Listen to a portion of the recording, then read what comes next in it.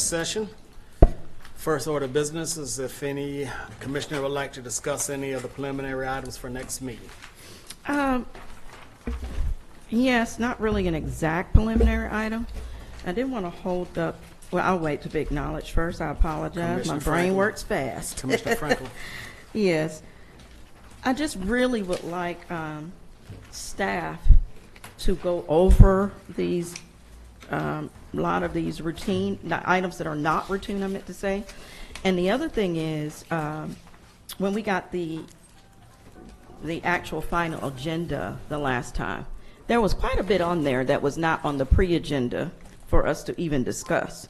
So I just really wish staff would prepare, possibly, which they've done a great job now, but prepare to give us this information in the work sessions so that we're more prepared when it comes to the board meetings itself and not have those things added at that time a little bit later. The final note I want to make sure staff hears very clearly is that all elected officials have the ability to put something on an agenda, and particularly those that are not a department leader. If we don't know about it, it doesn't come to this board, then we haven't had a chance to vet it. So those are the main two things I just want, hopefully, Mr. Chairman, you can convey to staff so that we can do our due diligence as policymakers. So just to be clear, anything that's added, you want that department head to come before the board to discuss anything that's not on the agenda. Correct, yes, because we're given information the Friday before if it had not been reviewed on a pre-agenda. And then we're sitting in the meeting, like the last board meeting, there were about 4 items on there that has never been brought before this board during the work session. And it's not routine items. Let me say that, it's not routine items. Okay. And then finally, just for whoever makes the agenda to understand that we are not in compliance. If we tell any elected official that they've got to wait to bring something to a board member during a meeting. If an elected official wants something on a meeting, it goes on a meeting. I would hope they choose the first meeting so the second one is not extended so long, or the third meeting that's extended so long. But that should not be stopped by staff, because then we find out later about things not done, but it hasn't been brought for the board to be vetted. Anything else? Yes, I do. Commissioner Davis. Yes, I'd like to pull item number 11 to begin to get some clarification. When you say Additional personnel, Clayton County Sheriff's Office. Yeah. All right, somebody from the Sheriff's Department here. Okay. That can speak to it. Ms. CO. Chairman and Vice Chair and Board of Commissioners, so I want to be clear on Commissioner Davis's question.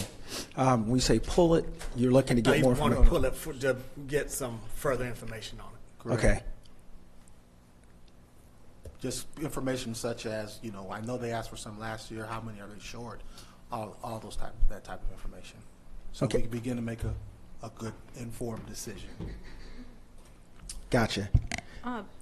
Speaking on that, I'm sorry. Hold on a second. Let him No, respond to okay, Commissioner I'm Davis sorry. first. All right, so I'm trying to get the specific question that's being asked so that we can. Okay, they're asking for 50. Okay, how much are they asking for? You know, what levels are they coming in at?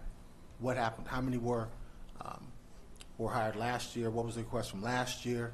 How many are still on staff? How many have resigned or gone on to other places? How many have been added to? Got it. So what's happened up to this point in time, we met with the sheriff and his staff to talk specifically about his request. There's two. The request actually is formulated in 2 areas. The request should reflect 25 personnel. He's asking for 25 personnel, deputies to be specific, based upon him reaching all his billets at this point in time. So he's asking for 25 to be filled at this particular time, and then through his budget request, he's meeting with the chairman and the C-level staff on tomorrow, actually, to talk through the details of the other part of his budget request for FY24 to ask for the balance of the 25 at that time. The sheriff's position simply has been that he's had a huge request within his department to ensure that he can fill out his billets. He feels that he can continue to take on some additional responsibilities in that space. So that's why he's asking for it to be done in twofold, include the 25 and the 25. Okay. One of the things that finance and HR are working through that would be part of the budget requests on next week, they can spell out all those details to include the financial impact on what this initial request will call for, and then ultimately, if in fact, we move forward with the other 25 requests, doing his budget request, and the board will see that through the budgetary process.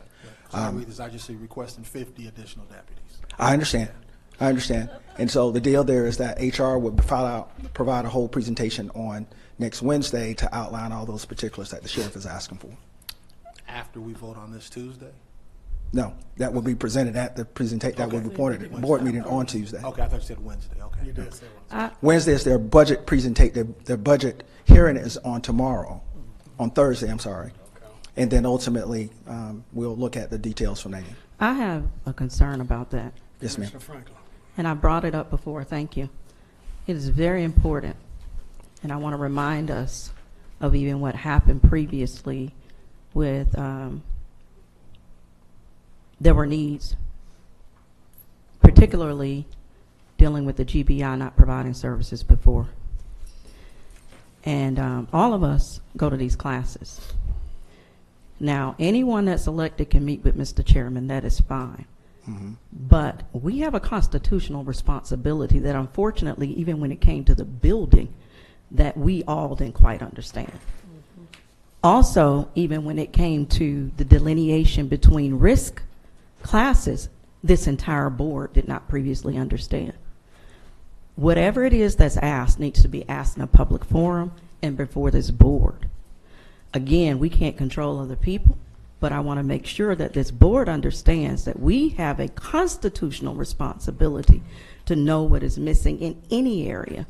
And I got to give one judge credit, and that is the judge of probate court. She understands it more than anybody else. And we talked about this last year when we found out that the locks were out, that were things going on with the building. When I went over there and saw the county had these contracts and things not functioning properly.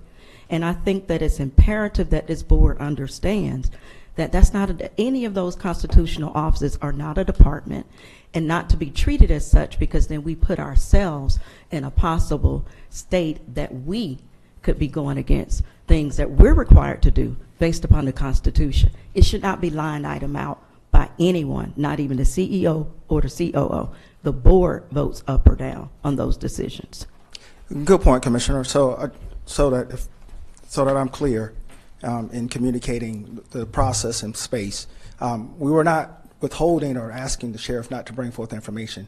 One of the things that this board is holding us accountable for is ensuring that we're providing you accurate information. Correct. And so the deal there was in ensuring that based upon the sheriff's request, everybody had an understanding of what the request was detailing. Once he got the information over to HR, Ms. Ambles and her team wanted to ensure that the particulars that the sheriff was asking for was reflective of all that he needed, to include what his present billets were, and ultimately, if ultimately they had been filled, then what the financial impact will be based upon that request. That is important. And so the deal there was initially was supposed to come before the board, the first board meeting in May, based upon the fact that we needed more time to review that information. Is why we said that, were you good with that coming to you the second board meeting in May? The sheriff said he was fine with that. Ms. Ambles is certainly getting all that information to ensure that's reflective of what the sheriff's ask is. So therefore, we can ensure that we're providing the board this accurate information regarding the finances, regarding all the positions that he's looking to bring forth. Wonderful. And the CFO isn't here, but Ms. Jackson, you will be prepared to share the financial information with the entire board? Yes, ma'am. Okay. Thank you. Commissioner Hamburg. Not confused, but this is what I always say at this time of the year. This is budget time. So this should be a part. This should be a part of the budget, and it should be in the budget discussion. So I was a bit taken back when I saw this, and I'm thinking, we're right at budget. This is what, May? And budget is due June?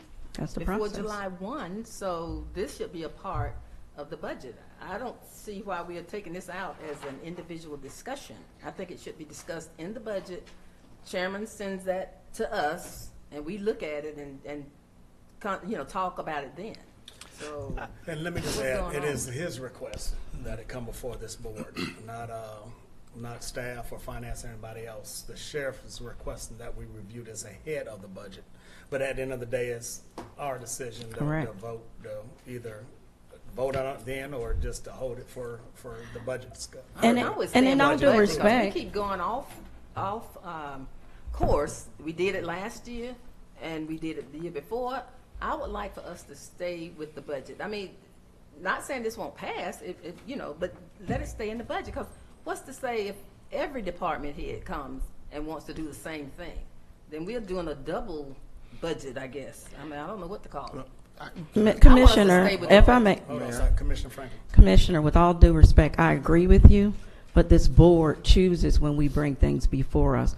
No offense, but we just voted for a raise for the top. It seems like this board has no problem bringing raises for the top, and it doesn't matter whether it's within the budget cycle, and that is unfair. We got to be consistent, and just like the reason I even called for the question earlier, I find unfortunately that there are times to where there's one narrative that applies at one particular time, but not at the other time. And in all fairness, for a fair debate, this sheriff just got in the position. And if he's asking and needing something, I'd ask this board to go back and review our constitutional responsibilities. It doesn't matter how people try to turn it or twist it, but I have said over and over again, as a board, when we're inconsistent with the way that we treat those who are serving our community, it just is not reflected good on us. And we sat here and we promoted people. We gave people raises, but like you talked about earlier, Commissioner Anderson, a lot of these people that are employees live in this county and are struggling to make it, and they deserve to be protected. And if that sheriff who has just got in sees that he needs it, then we can't stop an elected official from bringing it before the board. No offense, we hired Ms. Jackson. We hired several other people, and there was no question. It was just how much they need, and it's done. We gave Matthew a raise. I could go on and on and on. So if we are going to say we're going to stick to the budget cycle, then we got to be consistent with that. And we can't do it at the risk of putting our community at risk because it's coming from an elected official who this board or the person that may or may not be over operations cannot control. That is right. And there's a difference between right and wrong. But it's the majority vote that does go forward. And regardless, I want to remind you all again, it's for the CFO and for those folks to bring the information before us. We got computers. And if something's needed and we need to vet it, it needs to come before us. It needs to come before us. To have one commissioner where they really asking for 50, no, bring the full ask. Bring the details, whether it's PD, I fought for PD. But at the same token, the citizens suffer because we choose when to apply certain narratives. And that just is not right to these people. Spafford. Again, Commissioner, everything that's being said is certainly taken under advisement from the staff perspective. Again, the deal there is that if something is not coming before the board, it's the fact that we're ensuring that we're vetting the information, so therefore we're providing this board and the citizens accurate information. If there's been a situation where we haven't bought something before the board, it has not been due to staff inserting themselves in a way to preclude that information from coming to the board or not representing the needs of that respective department or constitutional officer, whoever that might be. It's ensuring that we bring forth the information. So in this particular instance, as it pertains to the sheriff's request, we asked that it be tabled to the second board meeting in May because we want to ensure that we understood his request appropriately to make sure that we're, again, because to your point, the staff has to represent that information. And to the sheriff's credit, he said that. He said, listen, I'm still trying to figure out all the particulars of my department. I don't know. And part of our conversation was about the nuances as well as our processes that we use in order to bring forth information to this board. So again, we'll be ready to provide all the details that the sheriff would like to see part of the request at next week's board meeting. More importantly, he'll be here or represented from his department to, again, expound upon or provide clarity to areas that ultimately we can't speak to as it pertains to the operational tenet of this department. Thank you. I hope we can figure it out, because on my timeline, it's nothing but crime after crime after crime. And everybody always says, and I'm going to say it, the crime didn't go up until a certain person was gone. So hopefully y'all can figure this out. Chairman? Mr. Chairman. Commissioner Anderson. I just want to say also, we did talk about, and I know this was early, a little bit early, but we did talk about just staff bringing things for the work session, so we can make sure that we have them for the meeting. So I just want to make sure that staff understands that if there's something that we can get in the work session, I want to make sure we're discussing it. Yes, ma'am. And I guess that, y'all know I come from the school board, so, we had everything in that work session, and then after that, we discussed it. But I think that's routinely throughout through even with counties as well. So we need to see it first, as well. And again, we can't pick and choose who we give raises to. We can't pick and choose that. Right. Yes, I did come on this board, and I did come on this board wanting to make sure that our PD and our SO officers and everyone had And the raises, firefighters because they had were not taken care had of. raises in 12 years, 10 years. So again, the quality, we got to keep the quality of life of all That's of our right. citizens up. And we're going to have to make some hard decisions sometimes. And yeah, things are going to come to us, but we got to make sure that we take care of the people first. And taking care of the people is making sure that our employees are taken care of as well as the people. So, I'm going to get off my soapbox, but again, we can't pick and choose, And so, things are going to come up, and we just have to go through it as a board. Thank you. Chairman? Commissioner Davis. Yes, back to number 11, where we're talking about the additional 50. This is about being fiscally responsible. I just want supporting documentation, supporting information to justify why this is going to happen. I've heard what we, the board, don't understand, and I don't know what the other members of the board understand, but I know what I understand. So when folks begin to speak of understanding from a collective nature, I would hope they would refrain from that. But as far as this, I just want supporting documentation to justify what he is asking for, so that we can be fiscally responsible in giving a constitutional officer what they require. May I, Chairman? Commissioner. CO.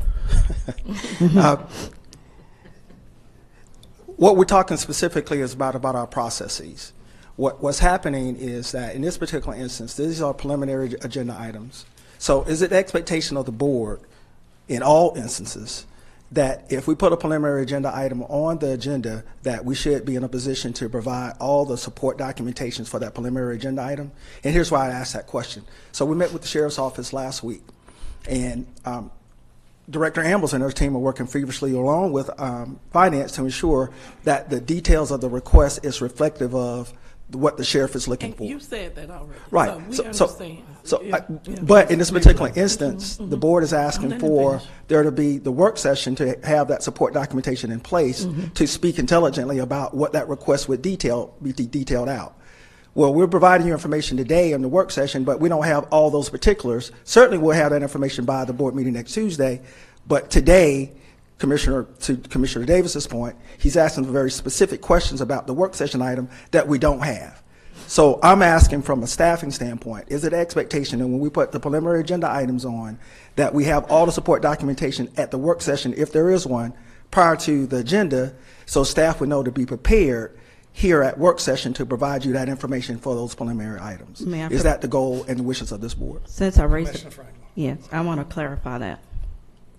It would be nice to have the items, but specifically what I was speaking of, since you're going back to that, was the fact there were items added to the agenda that were not on it during the preliminary process and not reviewed during it as well. There was maybe a title, and that was it.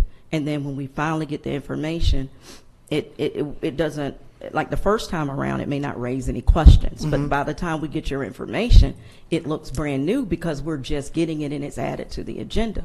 But I want to be sure on this, though, because of the Constitution. And there's a reason I said that, is because when I'm looking at the fact that fees that should have been used for a jail, that we're responsible for the building, just like I'm going through this review with Rainbow House as a board, we're responsible for that building. Then we need to understand as board members, specifically when we ask questions about, well, why is it needed? That tells me that the board does not necessarily have a true understanding of our constitutional responsibilities, whether it's there or even the old courthouse, i.e., that does not even have an accessible elevator for people to be able to get a gurney on. So there are things that we're responsible for. So that's what I'm speaking of when I spoke of that, and then specifically in regards to what goes on the agenda. Whatever's on this agenda by Friday need to be prepared to go over, and then by Tuesday, if it has not been gone over, by staff, departmental staff, then that information needs to be brought to this board. Yes, ma'am. So for the clarity and edification for everyone, information that's added on the agenda after Friday would be deemed as an emergency request. So in some instances, we don't have that information on Friday or at the board meeting on Tuesday because it became an emergency request from a multitude of reasons. It can be something that's constitutionally or statutorily we have to do, or this board may come forth and add an item post the Friday, and then we try to vet that through the process of saying it's an emergency request opposed to it being part of the quote-unquote agenda item processes in place. So you're 100% correct, Commissioner, that if you receive information that is reflected on the agenda after the Friday, more importantly, even after Thursday, then ultimately that would be deemed an emergency item, meaning that more than likely we got information either post the adoption of the code, or there was something that this board felt that was important that needed to be elevated, that needed to be put on that agenda on that Tuesday. So I don't recall or don't remember the items in question for Tuesday that was added post the agenda adoption, but your point is well taken. No but problem. we want to make sure that the collective understand that if there was something that was added post that time, then it should fall under the guise of an emergency request. No problem.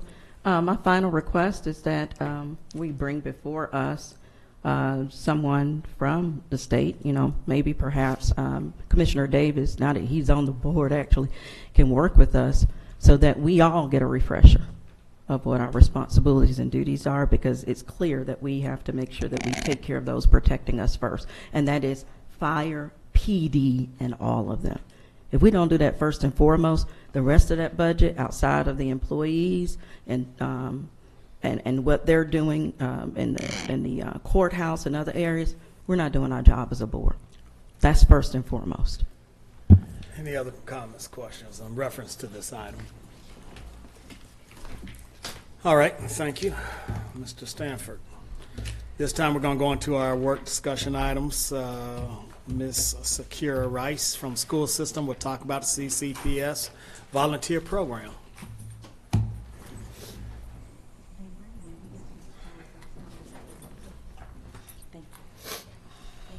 Thank you. Chairman Turner, Vice Chair Franklin, Dr. Anderson, Ms. Cambrick, and Mr. Davis. Thank you so very much for giving me this opportunity this evening.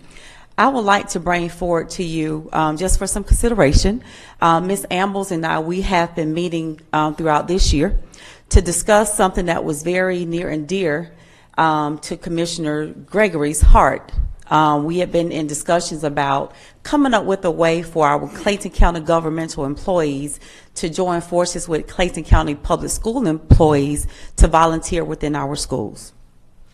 So tonight I just want to talk about a possible way that we can agree to form a partnership so that Clayton County governmental employees will have an opportunity to volunteer at one of our 66 school sites.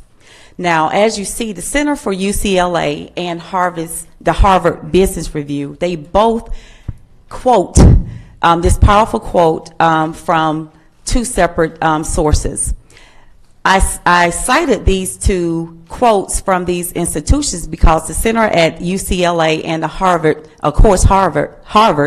are two very strong research institutions. And so they both speak to the significance of volunteering within a community and how volunteering within that community and schools can improve test scores, improve your attendance and matriculation, and lower the misbehavior. None of us have to question what's going on in schools nowadays. We see it when we open our social media accounts, when we look at anything on our news feed. We have some concerns. And so as the school board, we are charged with ways to try to mitigate those concerns. In addition, research tells us that businesses look at how well the schools are doing when they look to relocate to certain communities. Our superintendent, Dr. Anthony Smith, has a very robust plan and vision for our Clayton County school system. With the passage of our last SPLOST, we are now looking at almost $1 billion worth of infrastructure improvements to all of our schools. We are already receiving phone calls from people wanting to do business with our school system, wanting to move to the area because of plans such as an indoor track field, our golf site at some of our schools. The closest indoor track field is now Birmingham, Alabama. So we will now start to attract many, many organizations to our areas. So now it's the time to start to really look at improving our schools. And so this is a way that we can work together collectively to do that in a very simplistic way. So the fundamental premise is Clayton County government employees will be afforded the opportunity to volunteer. We have 66 school sites in addition to some ancillary sites. And what we're asking is that some type of volunteer leave policy can be erected that will afford each Clayton County governmental employee 8 hours for the year, so that if they choose to volunteer at their child's school, their relative's school, or just any school of choice, they would not have to expend their own personal leave to do so. So again, we're just simply asking for 8 hours of volunteer leave that would be considered for governmental employees. Now, what would they be doing, you may ask? These are some possible duties and responsibilities. Reading to small groups in elementary schools. As you know, on the elementary level, reading to scholars is an excellent way to increase their reading fluency. So some of our teachers right now, we're about 425 teachers short throughout our district. Sometimes the teachers may not have time to get to that floor time to do some reading to their small groups. All it takes is someone coming in simply reading, taking an hour or so out of their time to just read to our scholars. So that may be an opportunity. Cafeteria duty. Secondary, I'm a former middle school principal. I'm a former high school assistant principal. I'm a former high school teacher. The cafeteria is a hot spot in secondary. So simply having an extra set of eyes and ears in the cafeteria can cut down on a lot. Mentoring. Last evening I had the pleasure of serving with a panel that 11 Alive News and V103 held downtown. And I had the honor of being on their panel to speak about the importance of mentoring our scholars. I always call it a high five. Every scholar needs 5 adults besides their parents, instrumental in their lives. Then we will see a decrease in behavior, an increase in academics with 5 people just caring about them, talking to them on a daily basis. Assisting with field day. Field days are major on the elementary level. Our parents love field days. Chaperoning field trips. Exposure is key. Exposure is key. Sometimes when we take our scholars on field trips, that is the first time many of our scholars have gone outside of Clayton County. So the exposure is very important to their development and co-curricular to the curriculum. Participating in career days. Many of our governmental employees, they already participate with us now. But this is just a list of duties and responsibilities that the governmental employees can do if granted that 8-hour leave. And some operational items, of course, we will have to discuss. Ms. Ambles and I, we have discussed some of these as well this year. A check-in, check-out system, so that if they are afforded these 8 hours, you would know exactly where they are and what they are doing. So a check-in and check-out system for accountability and verification. Our legal teams will discuss the background clearance because every volunteer that comes into our school must go through a background check as well. Required training on mandated reporting and volunteering. And of course, we are data driven as educators. So we love data because it tells a story. And so we will always get a end of the year survey as well. And always a loan we can do so little, but together we can do so much. So again, I truly believe that if we come together in some type of agreement or partnership, we can be the trailblazers in the metro Atlanta area, showing other counties how to do it, showing them how the Clayton County government can work with the school system to meet the needs of that school system and in hand improve our communities.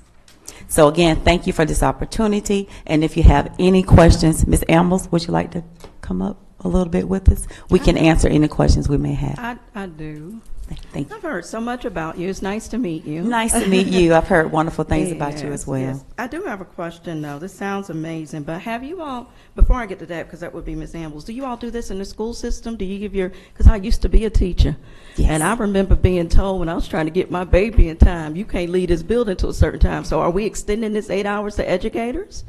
Are you doing the same thing in the school system be able to before you do it volunteer? here? Yeah. Yes, our educators, we earn leave every month. We earn different types of leave. So a lot of principals, for instance, will work with their staff if a teacher needs to leave for an honors day program, take your parent to school day.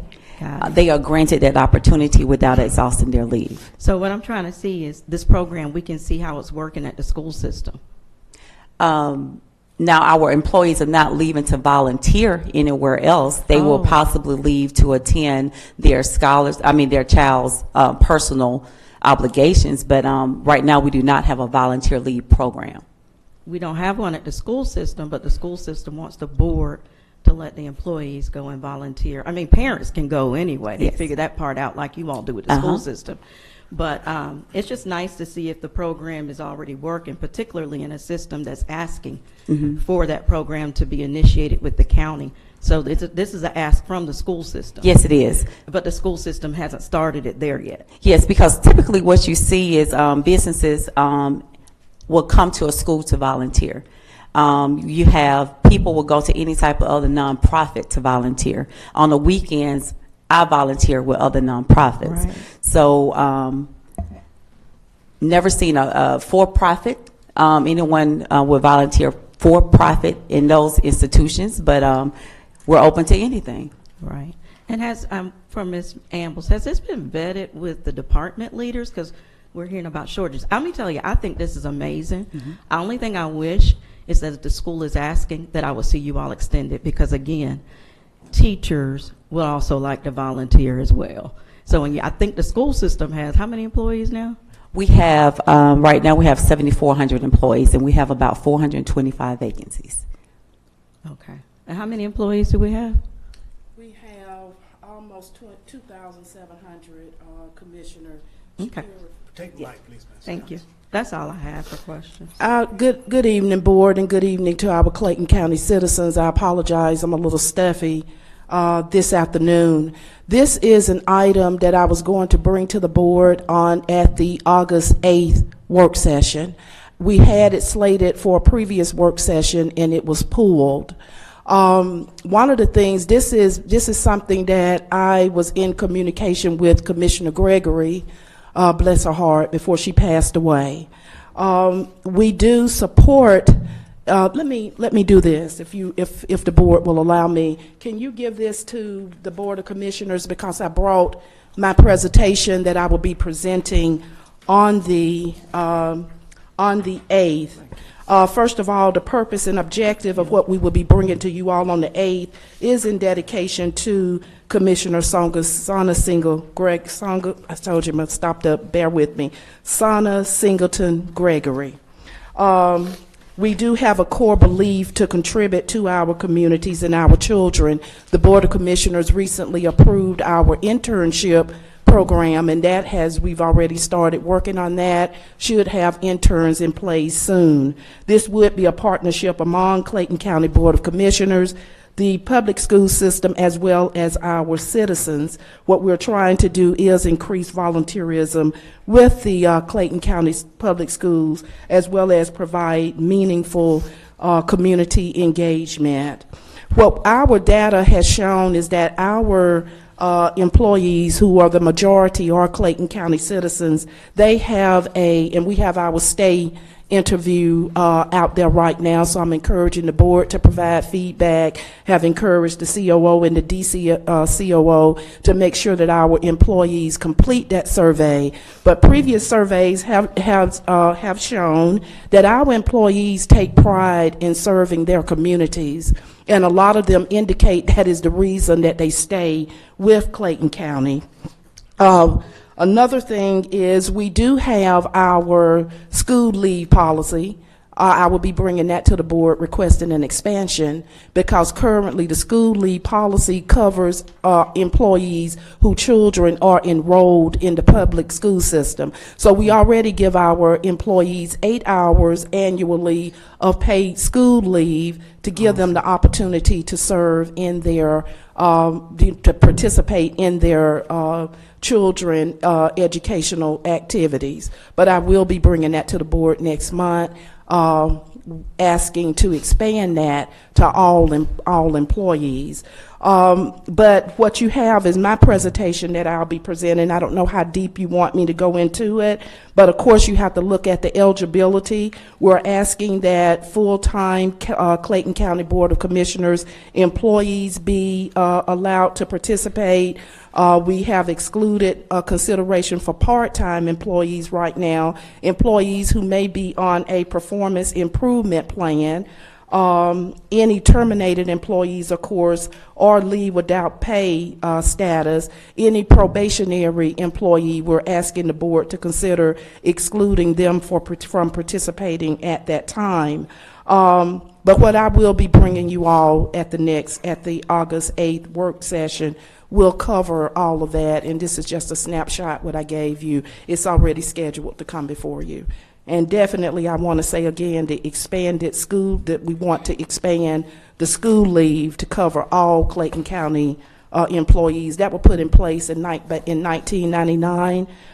Sheriff Tuggle, in collaboration with, I think it was Commissioner Griswold at the time, back in '99 when I first started working with the county. So it's been in place that long, and we just want to review that to make it equitable for all employees.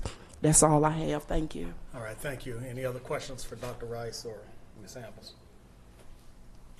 Well, thank you for the work that y'all are doing in this area. Thank you for your long career and making us proud. Thank you. Thank you.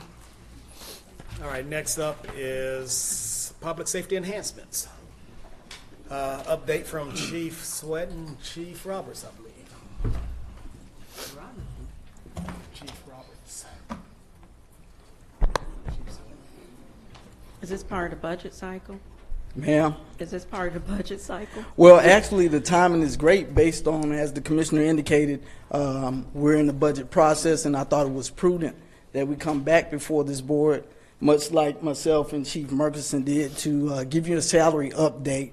And the timing couldn't be more on time, in my opinion, based on the spirited discussion we're having this evening. So with that, our purpose, to present the Board of Commissioners an update on where Clayton County Police Department and Fire and Emergency Services compare in salaries with surrounding jurisdictions.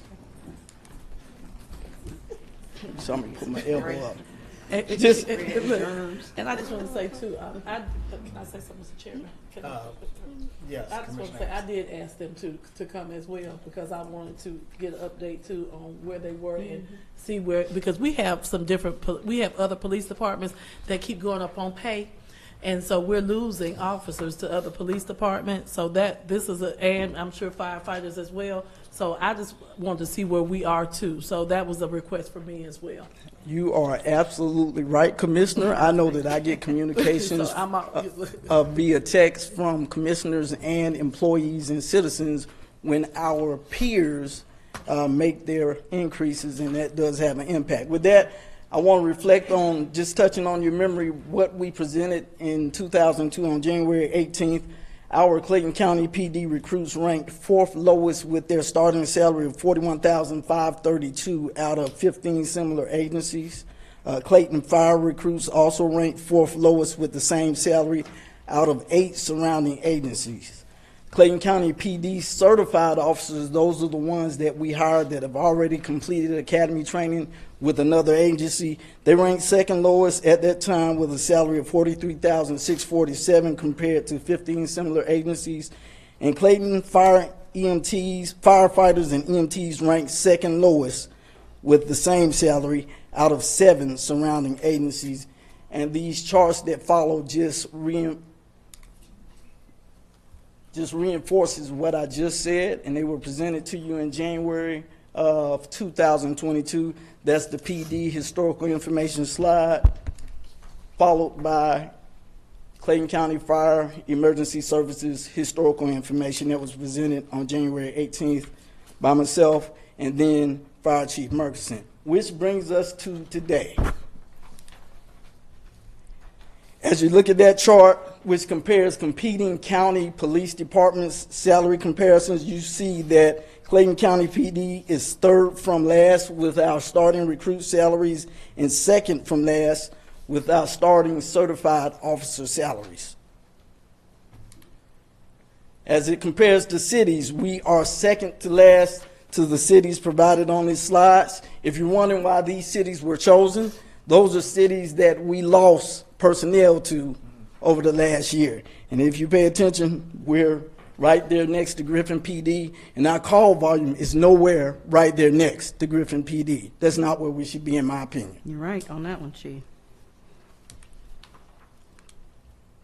Competing agency sign-on bonuses.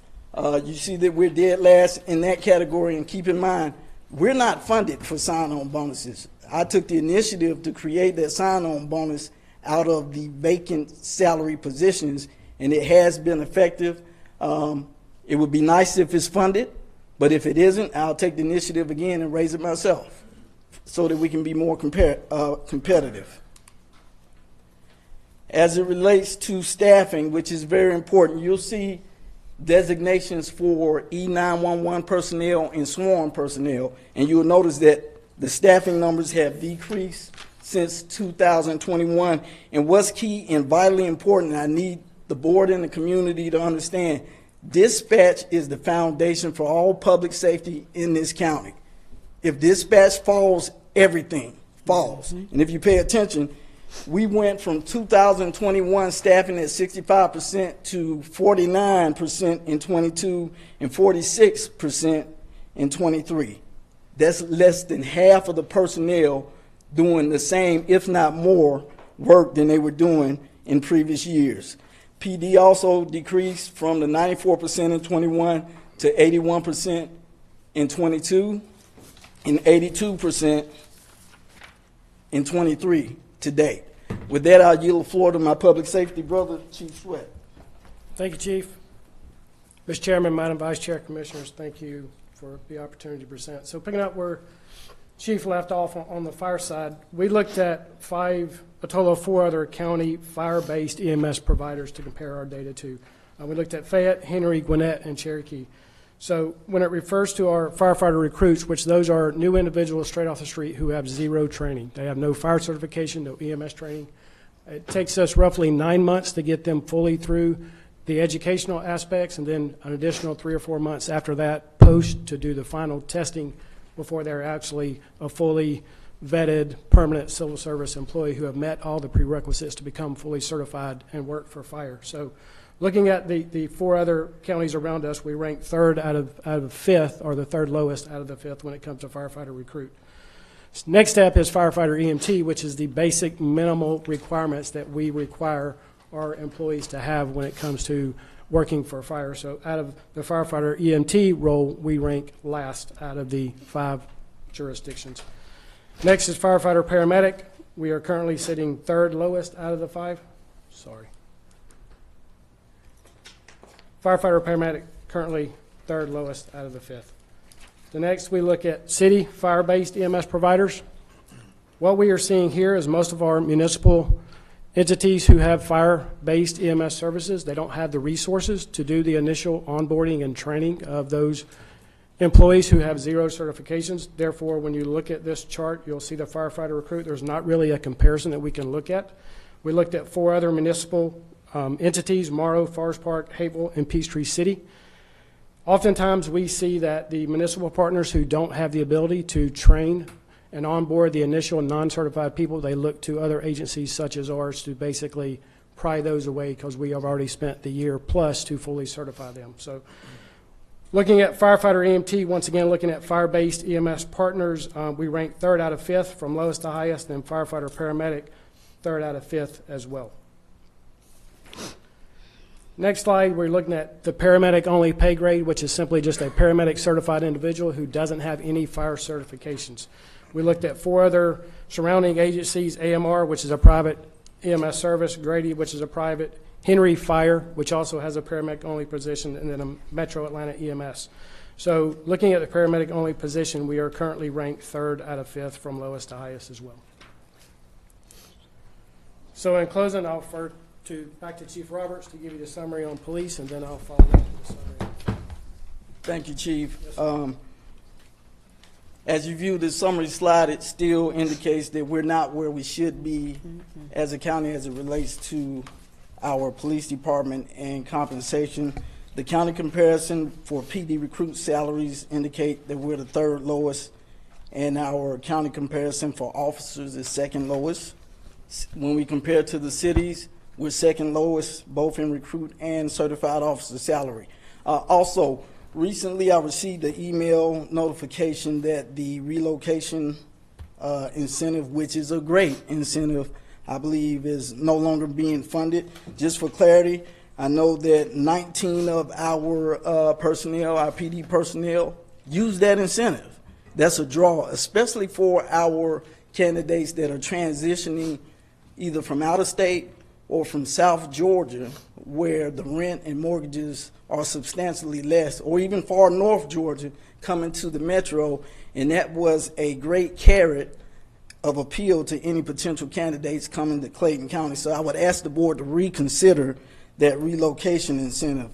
As I said, I believe it was 19 Clayton County Police Department applicants that took advantage of that relocation incentive upon conception of the program, along with, I believe, 8 Clayton County Fire and EMS candidates.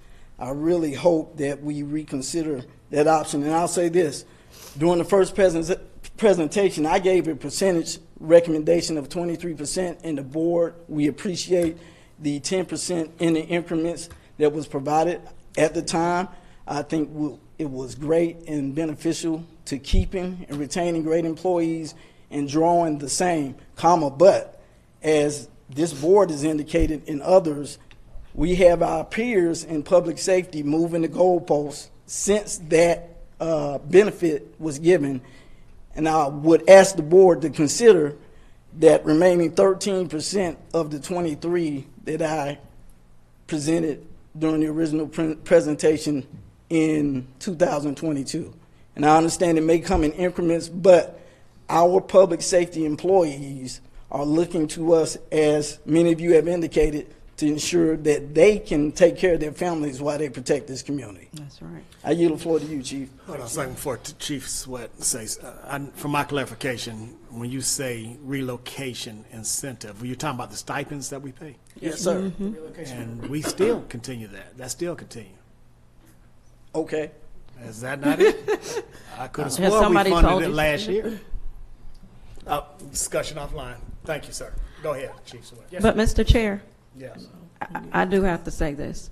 I'm glad that you figured that one out, because there's no reason that any director should be in front of us thinking something's not funded when it's still funded, especially something as crucial as this, as I stated, which is our first responsibility of a board.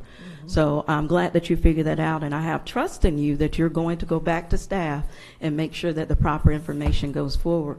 The other thing is, this would have been a great night to hear also from our sheriff's office, because it's all of the public safety. I've said as a commissioner on this board over and over again, I will not separate our employees, especially those who are putting their lives on the line. And I correct myself on something. When we pushed for this last year, I believe we did leave off 911.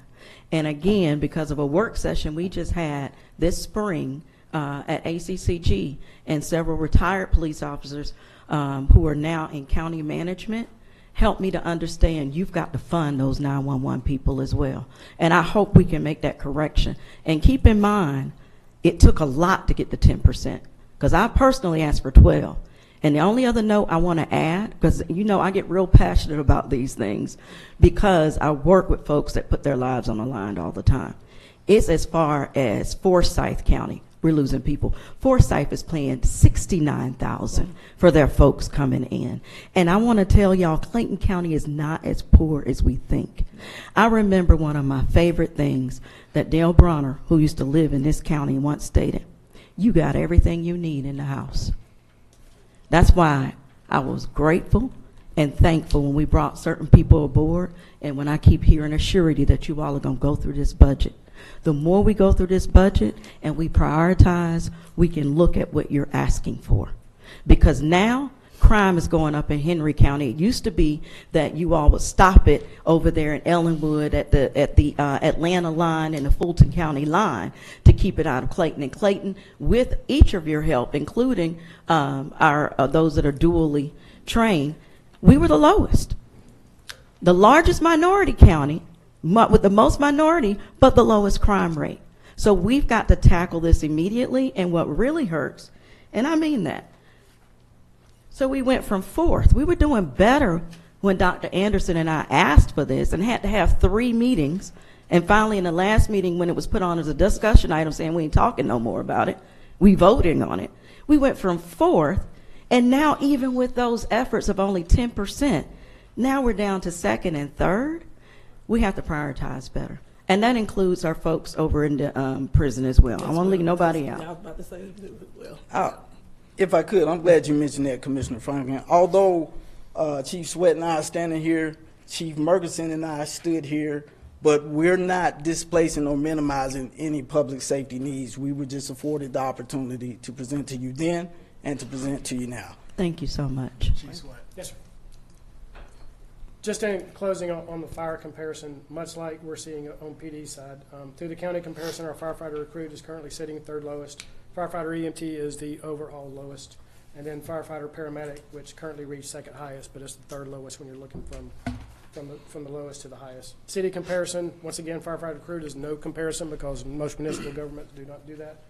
Firefighter EMT, we're currently sitting 3rd, and then firefighter paramedic, we're sitting 3rd as well. So paramedic only, once again, 3rd lowest. So back to the signing bonus and the relocation program, having those marketing tools back could definitely help us, provide us just another opportunity to advertise and hopefully attract additional personnel. And then what we are seeing on fire, and I'm sure this much is in PD, our disconnect, it appears to be when we initially hire those individuals, fully certify them, they come off probation as a permanent employee, that step is only 5%. So what our data is showing us, looking at, once again, county governments and fire-based EMS municipal governments, that our separation is starting to where we're separating is that initial bump, that 5% that we are doing. Once we onboard them, fully certify them, year, 13, 14 months, once they're fully certified, that next bump is only 5%. And that's where we tend to get left behind as compared to the other agencies that we looked at. So once again, thanks for the opportunity. That's all we have, and we'll yield the floor to questions. Mr. Chair. All righty. I'm sorry. Franklin. I don't apologize. 2 more things I asked staff to go back and do. Over 20 years ago, and actually I could give credit to Chief Cohelis for this one. When I first started as a Colonial Life agent with this county, you all didn't have any voluntary benefits. But not only that, I learned at that time any recruit was placed on a probationary period for 18 months. We need to go back and look at what that probationary period reads as and look at how it's helping us or hurting us.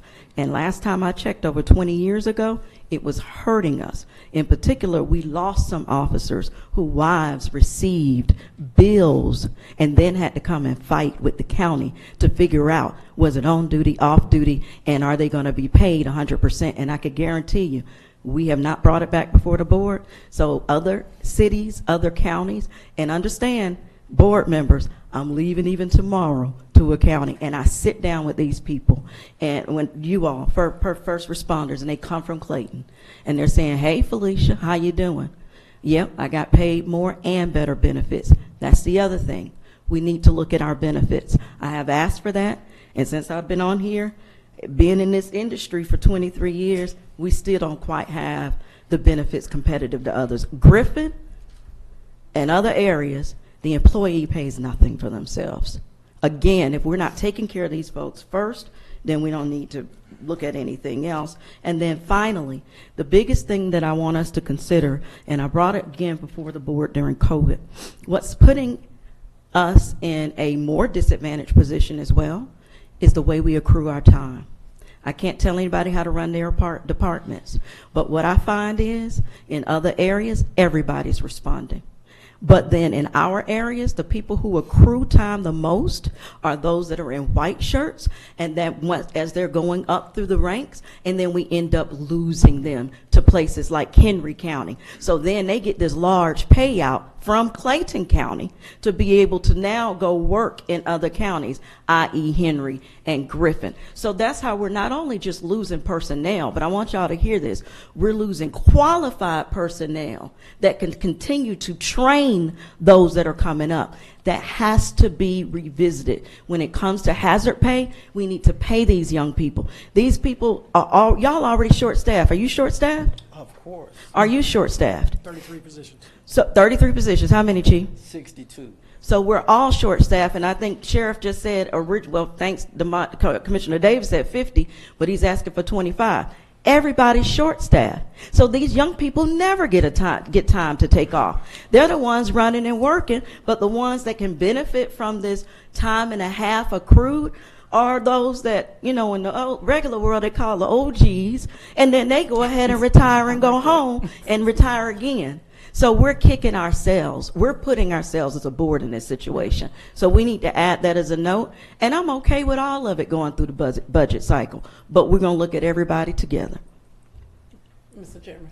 Commissioner Anderson. I just want to say that thank you for bringing forth. I always ask for you all to come forth, and I definitely need a report from you all as well over on the jail side.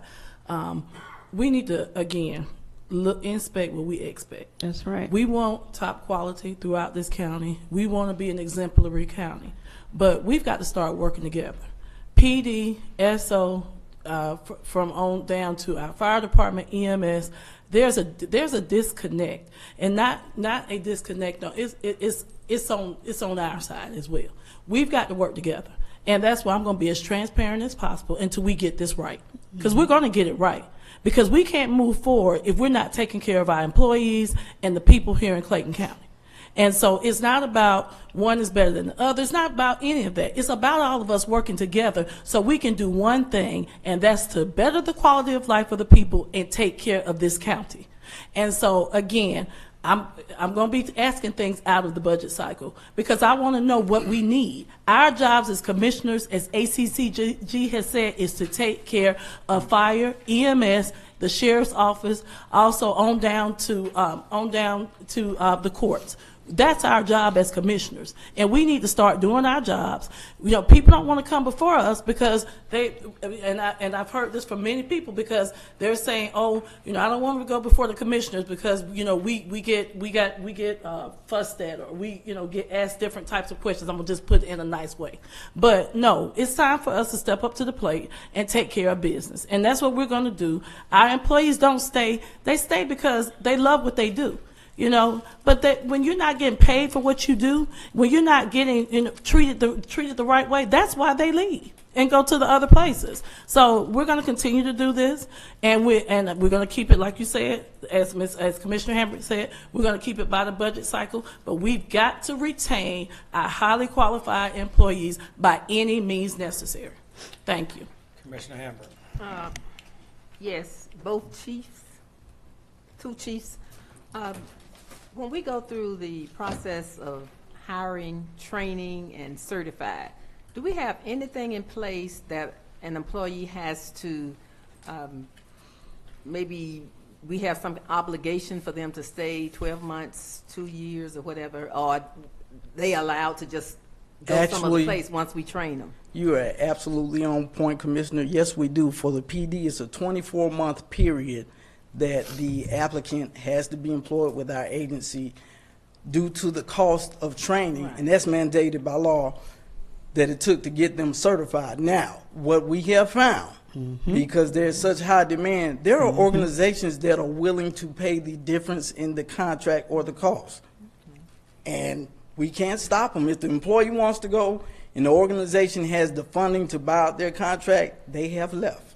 But yes, ma'am, you're correct on the PD side. And Commissioner Frank. you are correct, because this board actually voted as I was up there working. Oh, yeah. Guess what? We got 1 or 2 of your folks coming from Clayton County, and y'all buying our dog. They pay those contracts out easily because you know why? Because they know they're going to get a qualified person in that arena. And that doesn't matter where they come from, because I want us to understand it is PD that runs the training area for the police department and the sheriff's office, as well as you all have folks that go through their mandated training as well. So, Madam, I almost called you Madam Vice Chair.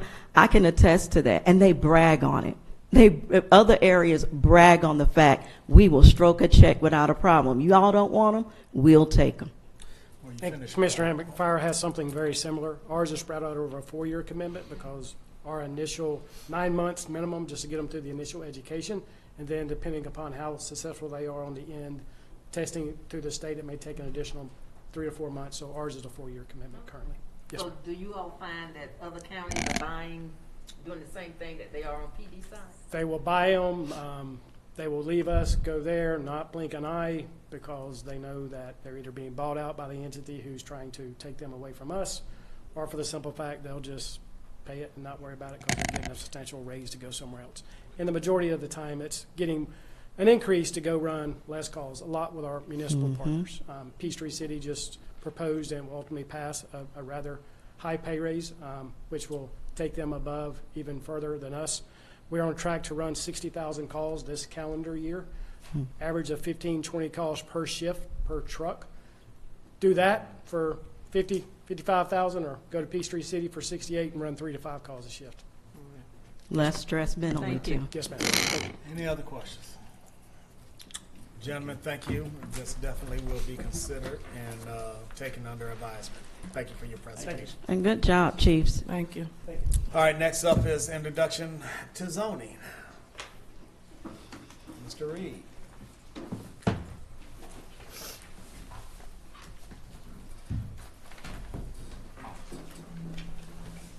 Officer, when I have good evening again. At first, I was like, why would somebody put me after that presentation? Mr. Chair, can we ask Mr. Reed to speak in the mic? You put on your church voice, and we can't really hear Okay, you. I'm sorry. I'll say that again. I was saying why did somebody put me after that presentation? But I'm actually glad that I did, because this actually has a direct impact as to some of the issues that you all are discussing. So although it says introduction to zoning, it's actually introduction to land use and zoning. So quickly, summary of the presentation, just kind of do an overview of the basic elements of land use, an explanation of each tier, some practical issues relating to each tier, and then after that I'll kind of do a walkthrough of an analysis of a land use change request, and then list some additional resources. I'll also provide this slide to you all via email too, because I have some links in there as well. So let me just kind of explain just generally what the basic elements of land use are. You start at the bottom. If you look at your base, is your comprehensive plan. From that comprehensive plan, your next tier basically is your future land use map. Then after that is the zoning classification, and then on top of that would be your conditional use permit. I'll kind of explain each of those separately. And I wanted to do, we had this transitive support study that the board looked at the retreat, and some of them was like where we are and where we're going. There's a picture here that one of our current land use has density of like 1 to 8 units per acre, where what we're trying to get to is the 15 to 20 units an acre, at least as it relates to residential. On the commercial side, you have some inactive, inactive times during the day, to moving to more where you have activity at all times throughout the day based on a mixed-use type plan. Well, getting from that first pictures or those first pictures to those second pictures don't start at the top. They start at the bottom with your comprehensive plan. So state law requires every local government to have a comprehensive plan and submit that comprehensive plan to the Department of Community Affairs. And that comprehensive plan has to be updated every 5 years. The board amended, well, you actually have a comprehensive plan that goes out now to 2034 that was initially adopted, I believe, in 2014. You amended it in 2019, and then last year, through Resolution 2022-273, you authorized community development to start the initiation process for the 5-year update. That will be sometime next year. So the current comprehensive plan can be found on the county's website, and the land use goals are found on pages 50 to 59. If you look at that first handout, the gray that says land use, I took those. The comprehensive plan is more than just land use, but I took the land use goals out of that. That's on pages 50 to 59. And actually, if you look on page 52, one of the things that you all have identified as part of your comprehensive plan is, if you look at the top bullet point, it said, provide training for the Clayton County Board of Commissioners in land planning, best practices, new land use laws, and case decisions. So this is consistent with what you all have identified as part of your land use goals. So the comprehensive plan, these land use categories become the basis for your future land use map. And so the future land use map, it identifies various character areas within the county, and ideally that map is used to make decisions about land use. And if you look on page 53, which for the public I'll show, that showed in 2019 what you thought the future land use map is. For those, it's kind of small, but the dark green areas are your agriculture, which is largely in the southern portion. Then you've got some conservation residential, mostly in your southern to middle southern portion of the county, some low density as you move up higher, all the way to mixed use, kind of in the top portion, the mixed use being the purple areas for those who can just barely see the colors. Mr. Reed, Yes. to the right of that, that's the water authority. We probably need to make a note of that when we're looking at that green portion, agricultural. Yes, this is just showing what your land map was in 2019. Got it. And so this is what the land map looks like now. If you look at the second page, that's in the, this again a little smaller for the folks and the public, but this, you see a lot of blank sections. Some of this we tried to pull from the current land use. It's not quite ideally one-to-one, but if you look somewhat in the middle portion, some of the general commercial areas that are south of Jonesboro are now moving towards residential. And there are other areas you can kind of see, and I can provide another map that maybe gives some more detail than the one there. But these are the results of some of the decisions that have been made between 2019 and now. So there are some practical issues that I wanted to talk about that relates to the future land use map. First, that the comprehensive plan that's translated to your future land use map, those are planners that they take what this board wants to see from a comprehensive standpoint, identify the areas in each of your respective districts, what you want that to look like, and then they draft a plan that says, hey, this is what we want, or this is what you want to see in your particular districts as you move out into the future. That involves both short-range and long-range planning. And this map kind of reflects what you all as a board deem what you want development in your respective districts to look like over a period of time. The map that was in 2019, if there were no changes, and let me go back quickly. So if there were no changes to your map, what you all had identified back in 2019 is that the north, western, and all the portions around the big white area, Forest Park, Lake City, Morrow, would be mostly mixed-use commercial industrial. That's what you all had planned for at least in 2034. All right, so some items to consider in a future land use map amendment request. So what does the board identify as the long-range plan for that particular area? So you'll hear people come and say, I want to do a change from one to another. So the first thing that this board should look at is, okay, well, what does the map say? What do we want to see in our district as it relates to this particular portion of the area? And is what they're asking for consistent with what we said we want to see in our area in 2034? Now, if not, so there's two things. What is this board saying about the importance of this comprehensive plan and guiding your decisions?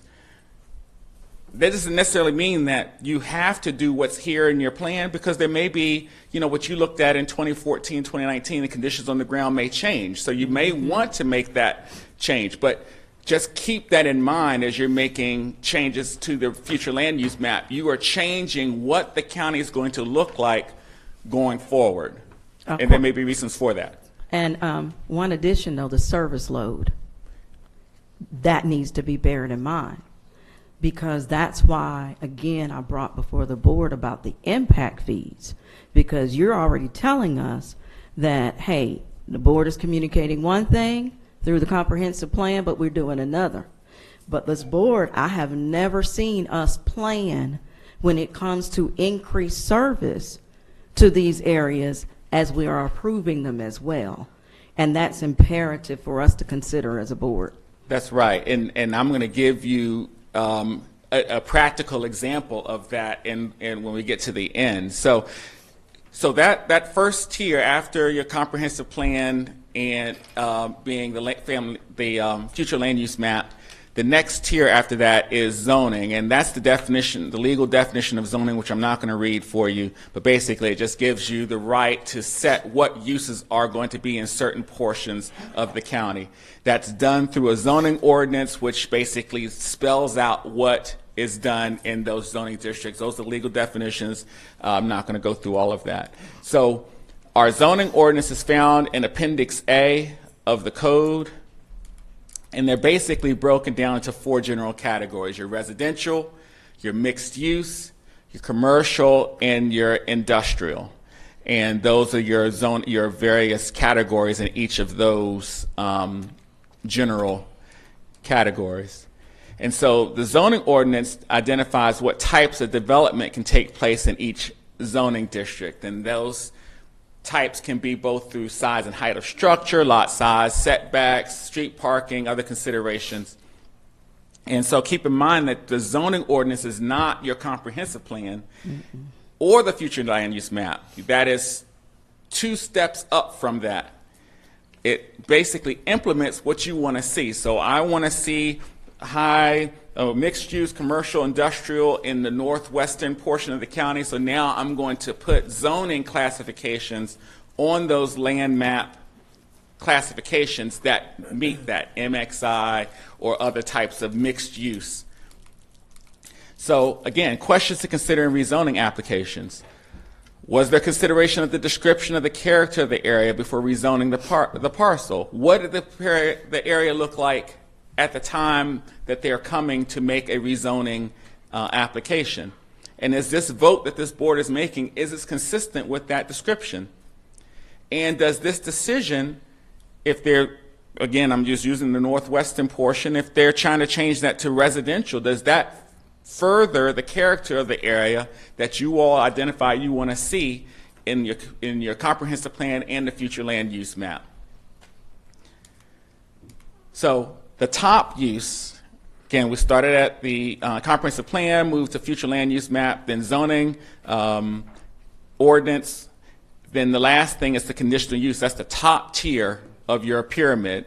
And that's basically a use that's designated for special conditions as authorized by the board. I'm summarizing that, but that's the legal definition in the code. And what conditional uses do, they allow you all to set certain development in certain areas as you see fit, and based on certain criteria. And that includes distance, types of use, impact on surrounding uses. And those sometimes you use conditional use permits in areas where it's less burdensome to have to rezone the entire property. And it gives you a little bit more targeted area. Okay, I want to put this here as opposed to rezoning the entire area. And I'll explain a little bit why that is more important in a minute. So again, questions to consider for conditional use permits. I'm not going to go through all of these specifically, because all of these are found in section 1316F of the zoning ordinance. You all have identified these are the things you look for when a person comes for a conditional use permit.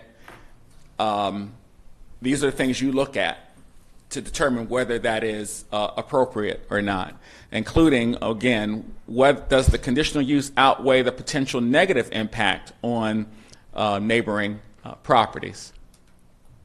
So again, that's the whole pyramid. I want to give you an example. So,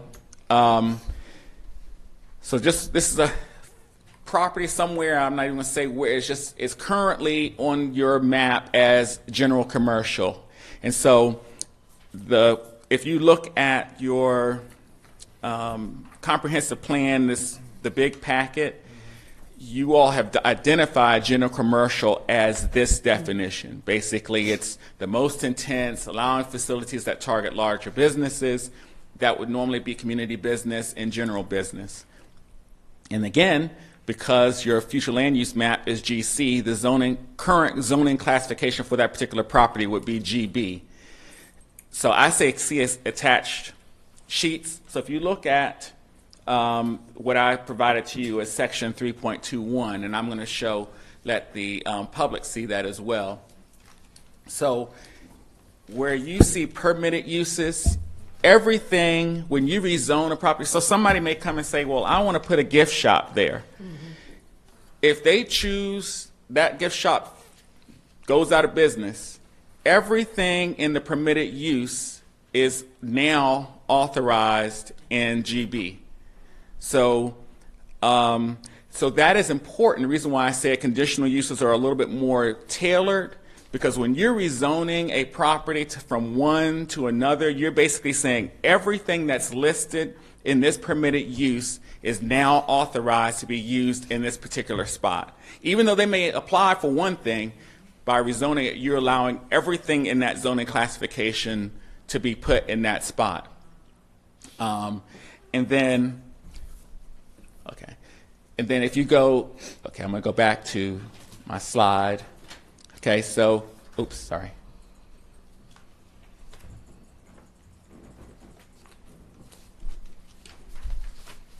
I think I was down at 21.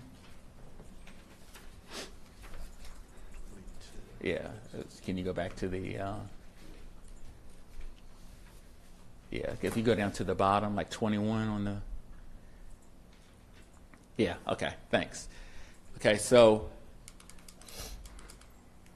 then, now, this particular fictional applicant, they want to change the future land use plan, future land use map from GC to HDR, which, for people who are watching, HDR is your highest single-use residential density.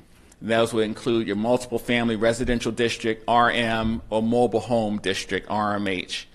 They also want to rezone from GB to RM to build an 8-building apartment complex. And if you look at, and I won't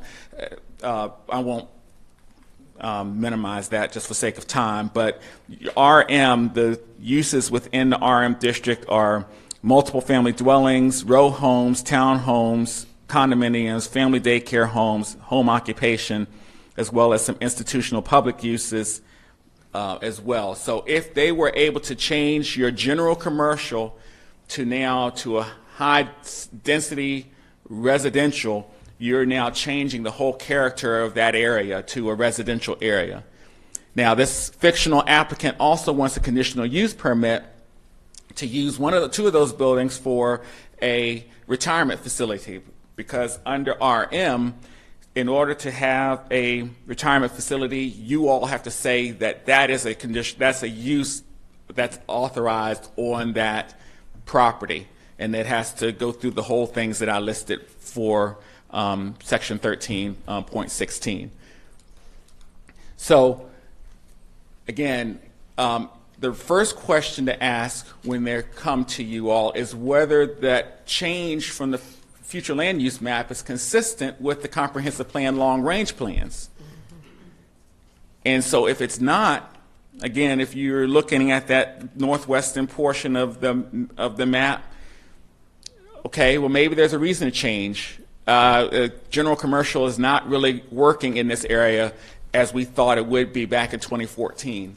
So that may be a reason to change. But if there's not that, if you don't make that conscious decision, if it's just because someone asked me to change it, if they use that in that area, you are basically foregoing for the long term any general commercial use of that property.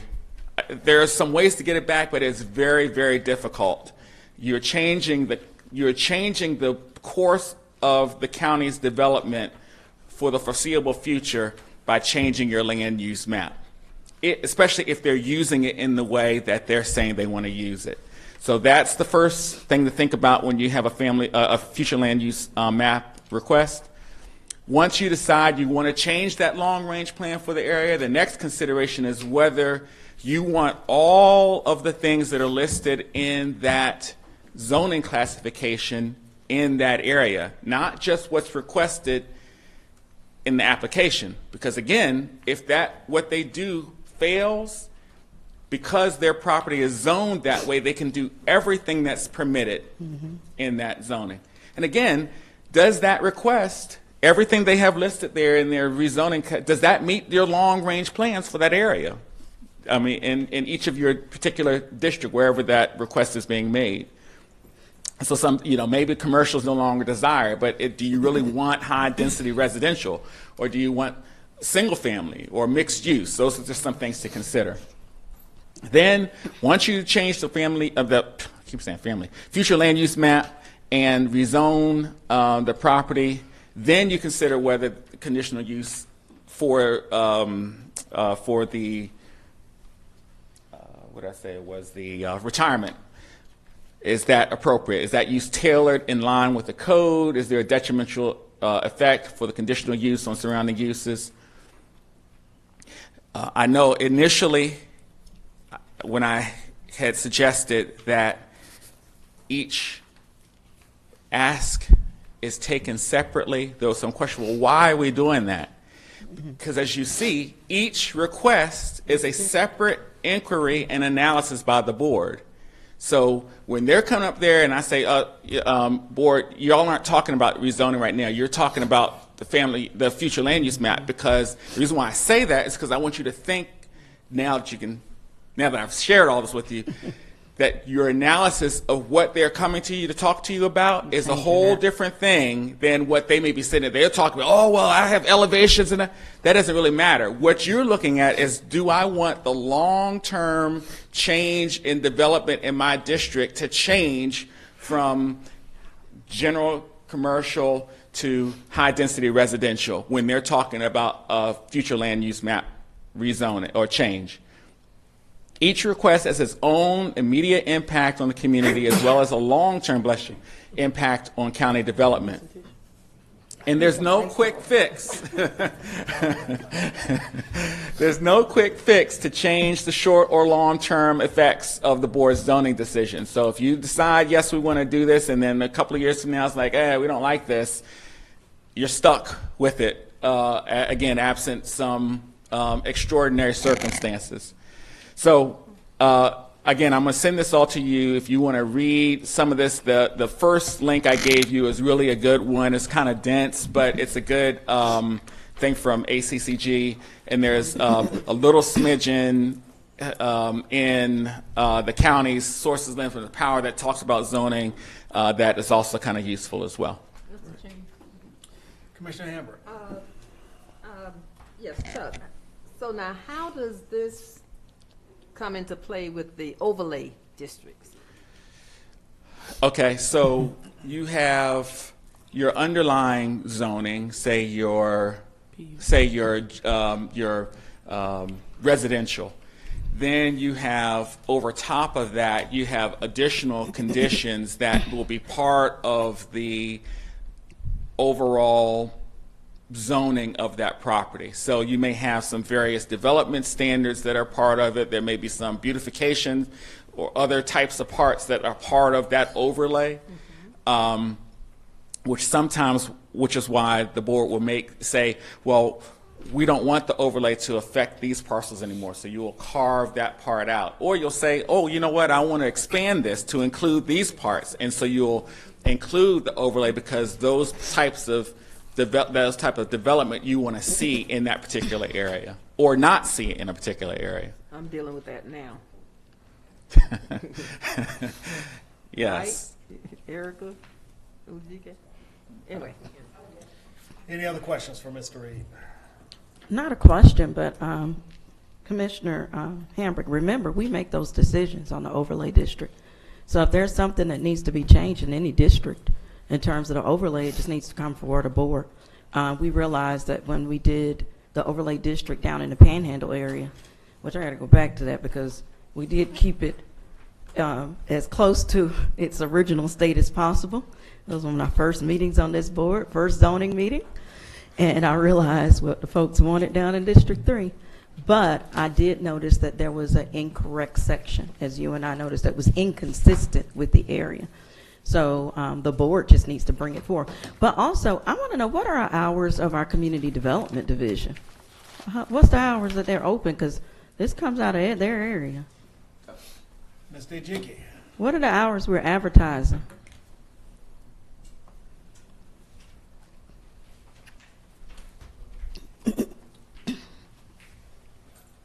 Do you mean our work hours? Now, when I went by your office, I want to know, what are your current hours for your open that you're communicating to the public? Our hours to the public is from 8 to 3. Is there any other division that works 8 to 3 in the county, Chief, COO?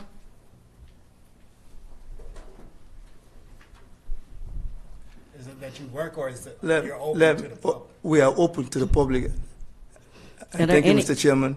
We are open to the public. Those are the hours we are open to the public. From 3 to 5, we start closing and start solving problems. During the course of the day, we might have applications that have issues, people calling about their permits, about their license, because also we are the coordinating department for the major county review agencies.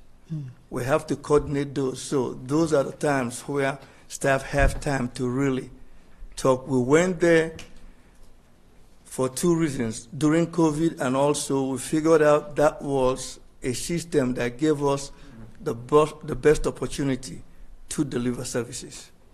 How many employees do you currently have? We have, it kind of fluctuates. We have about 28 employees right now. 28, and that's in the community. How many people sit at the desk that the public engages with? 6. So our hours are from 8 to 3, and 28 employees, and 6 are the ones that are engaging with the public. Yes, and also remember, our planning division is not in that building. Okay. Our planning division is in a different building. So again, I'm trying to get a good ratio here. The 28 is who's in that building, or is it with the planning division as well? It's including the planning division as well. Because I got to tell you what has happened, and I want you all to hear this. I've had to go through the DCOO because there are folks that were trying to bring developments to our county and needed to drop off things, and the office was closed. And I did a little bit of research, and there's no other county that I know of that a public facility is only open from 8 to 3. And especially if you got your ratio. And currently, how many positions are we at this time subcontracting out for you in your division for community development? Because that's really the root of our county. We have inspections and planning. Their numbers fluctuate because they bring in more folks as they need to do the work the contract specifies. And those folks, what are their, you said inspections and planning. Yeah. And so they have a role in your operations as well. Yeah, they do, on the planning side, they do the analysis. Is that the full 20, included in the 28? Yes. So how many full employees do we have over there? I don't know the number off the top of my head. We have like about 20 maybe. We are a small department that do a whole lot. Right, I know, If that's you what I'm trying to understand. If you check other metro counties, we're actually delivering more than you can think we're delivering. Mr. Chairman, can I?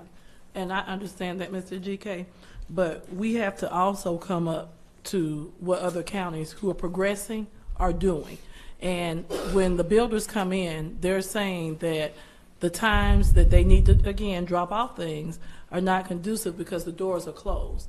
And so if there's any way that we can look at still servicing them and doing what you all need to do as far as getting the other things that you say you need to get taken care of, I would like to do that because we need to look at our level of service and making sure that we get these builders in. And remember we talked about it not taking so long with the process. So I think what Commissioner Franklin is saying, what I'm saying as well, we just need to look at getting you some help over there. You do a lot, and I will give you. You all do a lot over there, but we've got to up our level of service. Not saying that you aren't doing what you need to do, but making sure that those builders can come in and get done what they need to be done, so we can get the county moving forward. Or else we just need. I'm glad, Mr. Chairman, if you don't mind, I'm glad these questions have been asked because when it's being asked, it could be construed as if nothing is being done. We have a system where people upload their plans to our system. You drop off plans also, but we want folks to use our online system to upload the plans. When you upload the plans, the review process starts. Then you can come drop off the plans because the plans are usually done, if it's commercial, so that fire and our building review can stamp the plans when it's approved. Secondly, I have what I've done in my whole career. We live and die by the code, whether the code is good or bad. No shortcuts. So when folks come to our department and say, we want to do this way, half of the debates I have is folks who don't want to comply with the code. I had one this afternoon. We asked a lady to get her contractor to talk to our contractor. All well and good. She wants to play the intermediary. And we all know when technical things are translated, they're not the same. Allow the contractor to engage. So, our process for anybody who knows Community Development Department in Clayton County, from when I walked in here, it's like day and night. From when I walked in here. This is not my first radio, folks. No, it's not. I've been doing this for a long time. And one of my talents It's process improvement. We are one of the most documented departments, despite some of the things that are here. It's not about me. It's not fair to the ones who actually do the job. We have flow charts. We have process improvements, all that in there. You all, and let me take a little bit of liberty, Mr. Chairman. When I walked in here, those things didn't exist. Do you know in 2011 you can build a house without a site plan in Clayton County? Mm-hmm.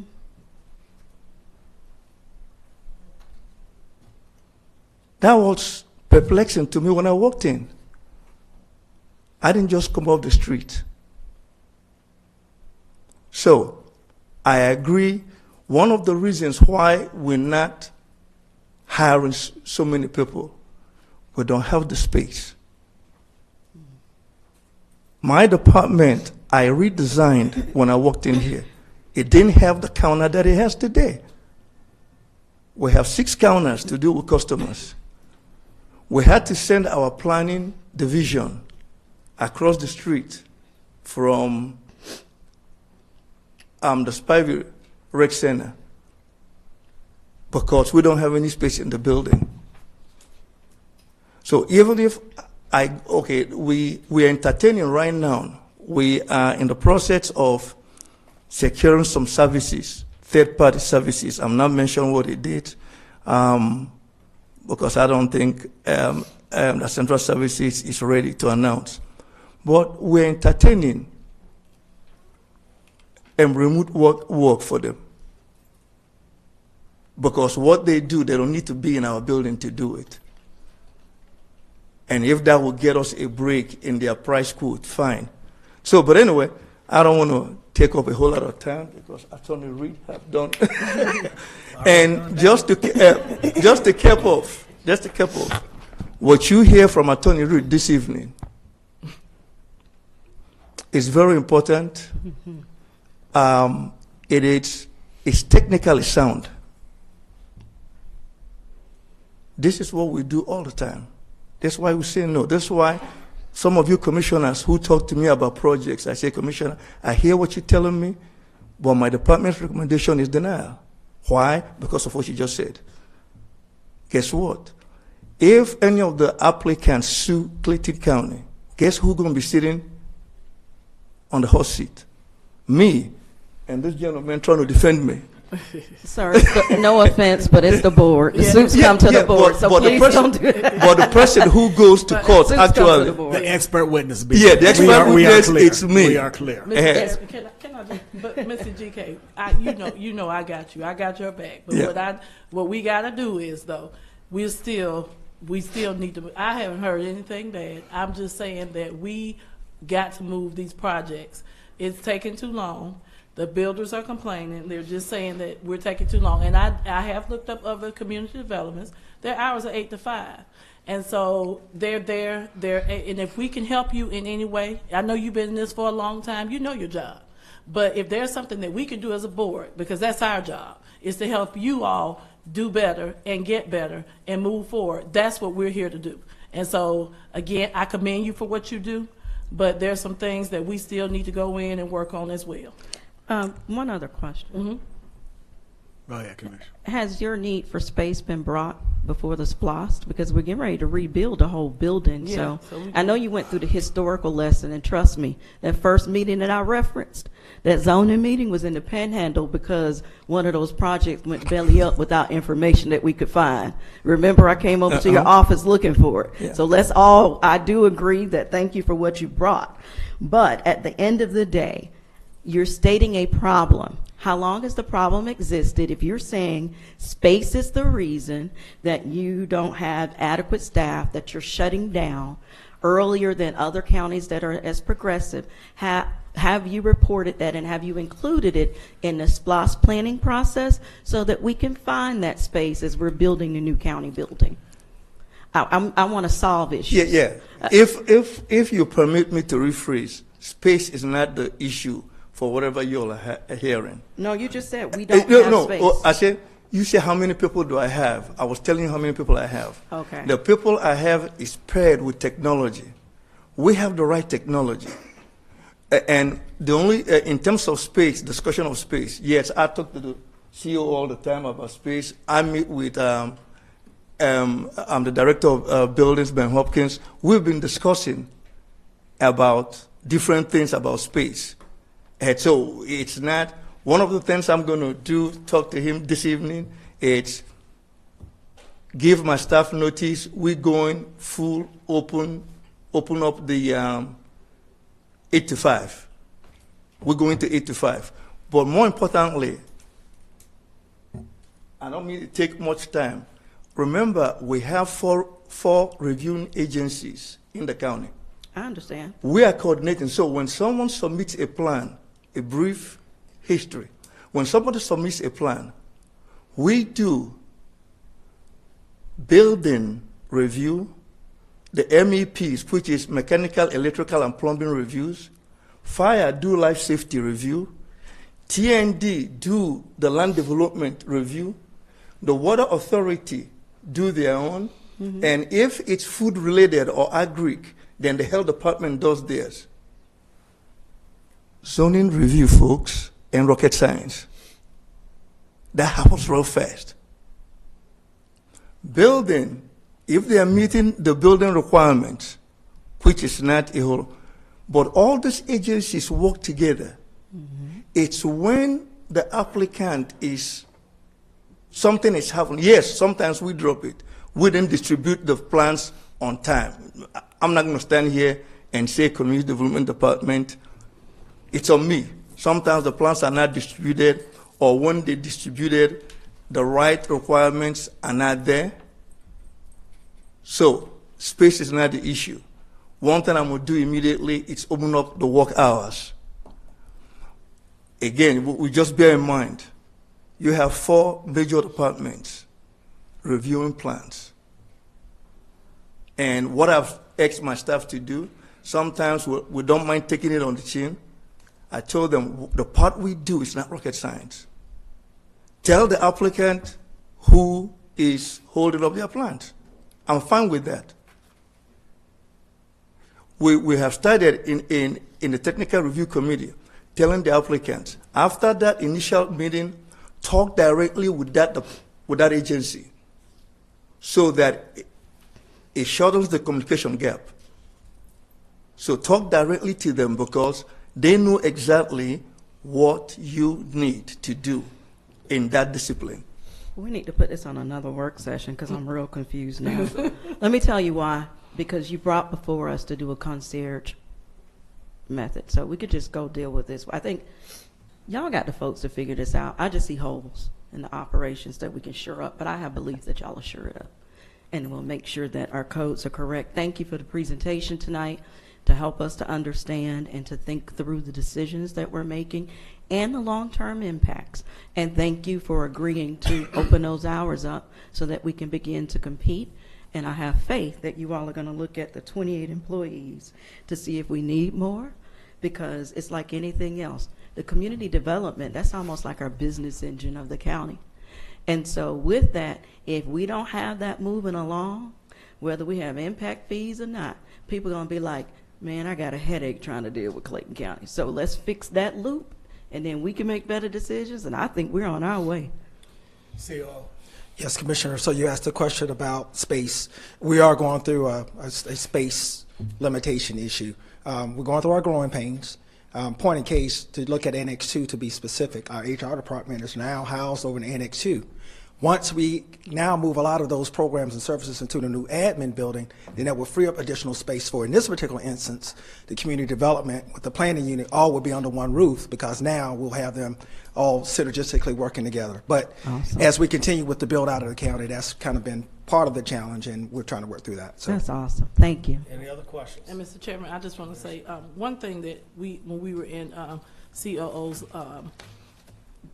leadership meeting, you all asked us, how can we change the culture? This is where we start with these discussions out here in front of the public, and us being transparent with you all and telling you what the issues are and what we need to fix. It's not a I got you, but it's a conversation that we need to have so we can work together. Again, I'm going to always say this, to move this county forward. That's right. So please, staff, anyone that, let's get out of our feelings and focus on the people. And so we've got to, in order for us to change the culture, we've got to start giving exemplary service. And that's what we're going to do. And I just thank you all for all that you all do, from over here on down. And again, thank you, Mr. GK, for what you all do. And again, it's just time for us to step it up. Thank you. Any other questions? Thank you, Jennifer. SPLOST projects update, Mr. Hopkins. He probably gonna go on speed. Good evening, Commissioners. I'm going to apologize in advance. Typically, I have a very quick presentation, but tonight there's about 50 projects. So I'm going to give a very, very high-level introduction. I did ask for the PDC team that manages these projects to be here. If you have a specific question, they can answer that. But we'll jump right in. I want to recognize the team because this team came together about 2 years ago whenever we moved internally to managing the SPLOST program. So Marty Fox is our assistant director overseeing the planning, design, and construction division. Marty has been with the county for over 25 years. He came here fresh from working out of high school and did a couple of things and came straight here. We also have Carol Clayton, John Mazzarella III, and Todd Smiley here. That's the team that does the actual project management, working with the GCs and the A&E firms and other stakeholders throughout the county to make sure that the projects are being managed properly in decency and order. We also have Otis James, Malik Sherrod, and Cedric Latham. That is our inspections team. Malik and Cedric have moved over from our O&M team, and I'd be remiss if I did not recognize my other right hand, Guillermo Mendoza, our Assistant Director of Operations and Maintenance, who's here with us this evening. Recently, we were able to fill the position of the project production manager. That's our communication piece. So there will begin to see additional information going out to the public to really hone in what it is that we are providing as a service to the citizens. I've broken the project list into 4 different groups.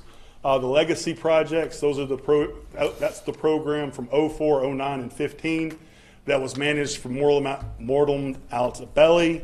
The Atlas team or CGL, I believe, managed some of the projects back in 04.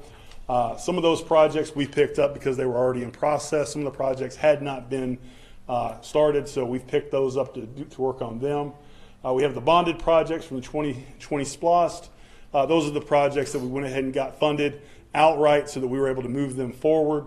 Many of them are one-off projects that will be similar to what we anticipate the next SPLOST program to look like.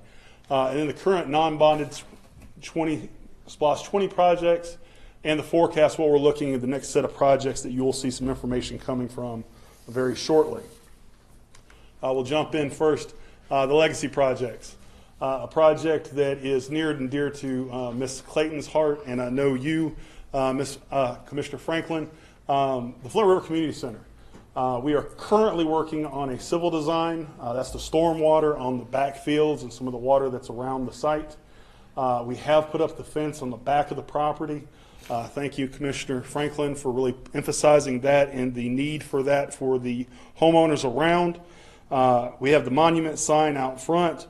There were some issues with the HVAC system that we had to fix on the inside of the building, and there are still building leaks that we are still working on. And I know you are tired of me saying that we're working on it. That is, unfortunately, the process as we go through it. The Lake Spivey Recreation Center, Todd Smiley has been working with that one. We are on the downhill slope for our locker room enhancements. Essentially, the issue we ran into there is the showers, the drain was opposite from where the water was coming down. So we've installed drains to ensure that as people walk through the locker room, they're not walking through shower water from someone else. The Sona Singleton Gregory Senior Center, ma'am? Repeat that for me again. So if if you are in the locker rooms walking out to the pool area, Okay. the showers are as you walk through. So if someone is taking a shower and the water is hitting inside and then going on the floor, it was running out into the walkway. So we are installing shower drains on the back end of that to ensure that as you walk through, you're not walking through water that's gone onto someone else from a shower. Yes, Are exactly. we going after the people that did that wrong? It was designed appropriately as they installed it the way it was designed. So we are looking into that from that perspective. This is one of those legacy projects that we are really enjoying. The Sona Singleton Gregory Senior Center, one of the things that previous project management did was remove a lot of the site packages. So we've had to go in and redo those. There is an issue with some supply chain issues with that project, but we are moving forward. Also, the Sector 2 Police Precinct, there is some supply chain issues, but that is moving forward. The last of the site enhancements is the Northwest Library. There is a contract issue, but the Central Services Department is working through that with the GC. The design is complete. A next project is the Correctional Institute. There was an expansion that was done on the building. Can't go into too much detail on that one because of some other issues that we're dealing with. But we are almost done with the punch items and the warranty items. There was also an issue with the striping contractor, but I believe that has been rectified. And so those items are being worked through. The International Water Park, Todd Smiley is assigned to that. We opened last year, had a very successful season. We are doing a refurbishment of the actual water slide. The contractor should be back prior to opening of this season. They have already taken care of the inside of the slide. It's the exterior of the slide that just needs to be aesthetically improved so that it looks proper. There are some warranty items that we're also working through. The small business development incubator, we are in a facility acquisition phase. We have had United Consulting go out and do an assessment of the facility. We brought in subject matter experts that we work with, and we've had our staff also inspect the building. We've provided those items to Ms. Dees, who provided them to the current owner of the facility that we're working on, and they are making repairs based on those recommendations. That's a large building. Can we consider looking at, since it's small business development, maybe housing some of the folks that either have space issues or don't have space issues? My understanding from a programming perspective is the incubator is housed within the building, but there are also other groups going into it. Yes, ma'am. Oh, good. But I'm saying I saw the building. It's nice. It's yes, big. ma'am. It's about 20,000 square feet. It's a substantial building. The county records and archives. This is a very fun, interesting building. We did the initial build out at the old bunker, which the IT department lovingly calls the vault. But it also at the time housed parts of our elections department. As you all know, we cannot directly impact an election, so we've kind of piecemealed the project to move it along to we could house the data center and do some other things. But now at the last component, what we have to do is a build out for elections in a timeline and a way that won't impact an election. So we've got to build them out first. And then we'll be able to move them post, most likely, the 24 election, because I always thought elections were the primaries and the elections, but as I've heard from Director Dozier, they are an ongoing process. So that is very key, is to not impact elections in a negative way. We will do the build out for them, which we are getting ready to go out for. We have a design firm that we are getting ready to select to bring to you all as a recommendation. And then once we have a space for elections will move, and they'll be able to finalize the vault for IT to move into, which they're already operating in the space. There's just some space they don't have. The Welcome to Clayton County signs, which is a hot button, if I could say. It's a topic that I know comes up a lot. We have worked through several iterations of ways in which to get it done. We have a vendor that is doing a design build that has worked with other counties and municipalities to make this happen. We are working with communications and transportation development to identify locations throughout the county at the entrance points that have high vehicular traffic so that we can maximize the marketing component of that. The River's Edge Trail System is a project that is within the overarching trail system. It is a part of the trail system that was promised a long time ago. Phase 1 was complete, Phase 2 is designed, and we are pending the notice to proceed for the Phase 2 construction. The board already authorized dollars to go ahead and move forward with the design of Phase 3 and 4. We are moving forward with that, and then once those are complete, we'll see where we sit in terms of construction dollars. We believe we'll be able to complete the construction of Phase 3 and 4, which will complete the trail component. The maintenance facility has already been demolished. We still have to identify exactly what needs to happen with that pro shop. There needs to be some good, strong engagement with the community about what they want, what they're looking for, and how we make sure that happens for them. Can we sell it back to them and let them have that piece?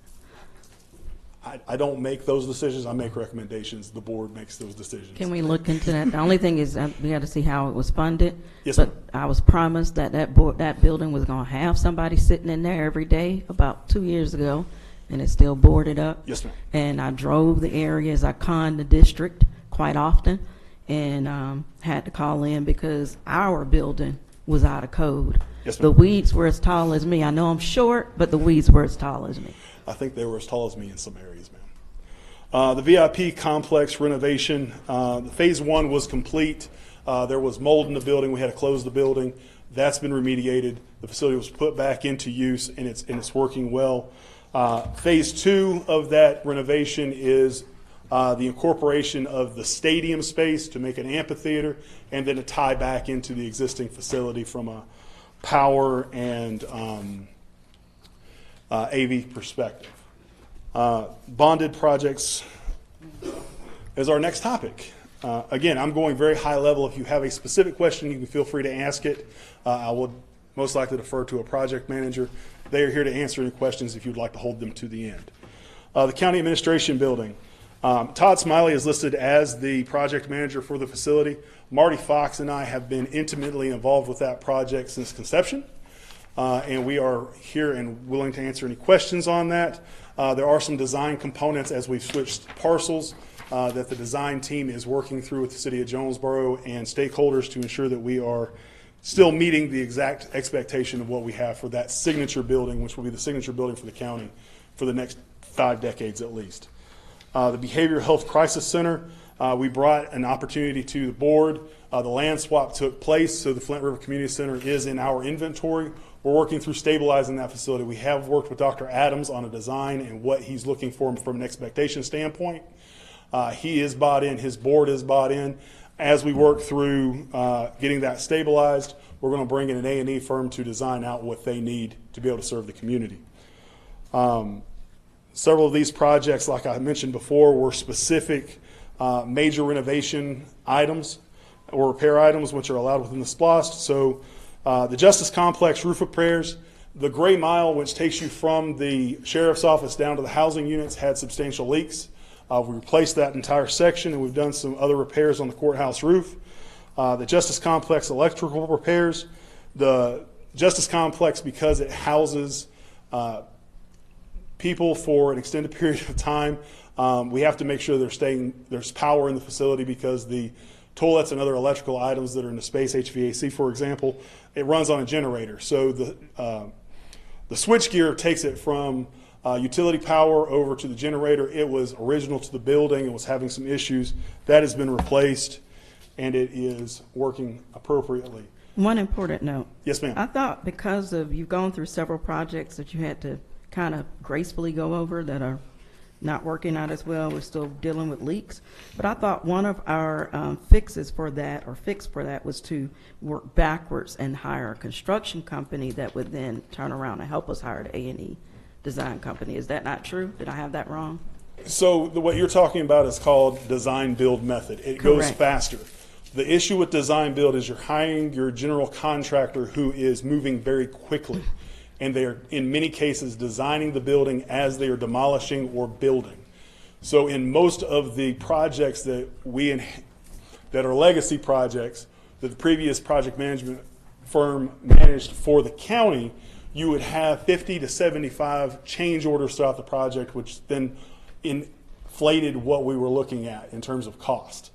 There's a project that I will mention here in just a moment, the County Fueling Center, which is coming out of the ground. There's been 3 change orders to date. One of them is a time extension because the contract requires a change order, and that's because of supply chain issues with the electrical. The second one is a deductive. We have something in space that we're going to be able to utilize, so we don't have to pay out for it. And the third one is a design issue that we're working through that we are talking through right now. Okay, we can follow up on an offline on that.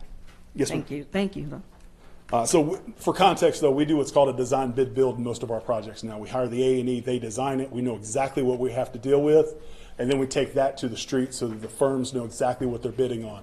So we can bring you more solid numbers of what the project's That's what I about. was speaking of. Thank you. Yes, ma'am. The continuing with bonded projects, Annex 3 HVAC replacement. Our former Assistant Director, Rocky Clendenning, led that. He's retired. He had 27 years to the county. The cooling tower was repaired. It had some major issues, was causing some issues, particularly during tax season. It wasn't able to keep up with cooling. The Annex 2 HVAC replacement, the chiller was completely replaced, and that's taking care of a lot of the issues in Annex 2. There are some additional issues with the way that the system was originally designed. We're working through that, and that will probably come as a later major cost expected to the county. The Annex 2 flat roof restoration, the third floor, which HR currently resides in, had substantial leaks. We've replaced the roof, and to my knowledge, there are no leaks in that space at this time. The police department headquarters HVAC repairs, that HVAC unit and system is original to the building. We replaced SWUDs, and just to define SWUDs, because I know some folks are going to ask me what that means, it is a self-contained water-cooled unitary device. So the system as a whole runs on water and not Freon for the most part. So it takes water out to the cooling tower. The water cascades on the tower, so it cools off, dispels heat. It goes back through the building, and then air goes over the cooler coils in the space that then cool or heat the building depending on what you need to do.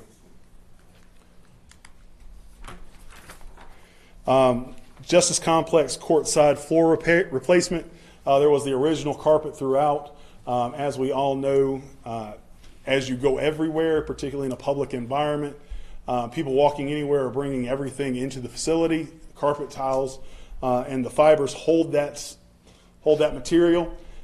We've gone through and we've put in luxury vinyl plank throughout the building. We've had nothing but positive reviews from the folks in the space, and it is working very well.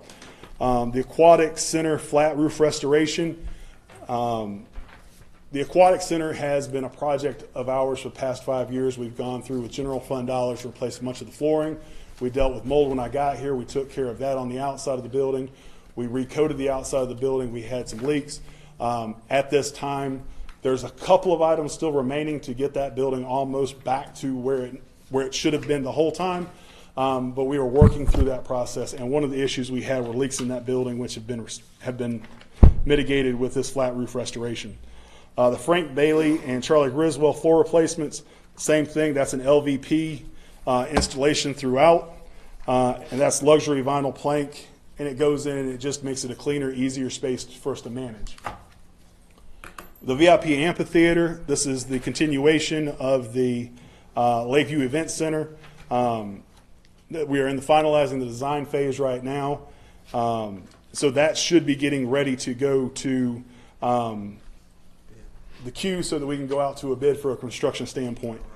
The Behavioral Health Crisis Center, we are stabilizing the old Flint River Center, and I may have doubled that one. Yeah, I was confused. Yep. Yeah, I saw that.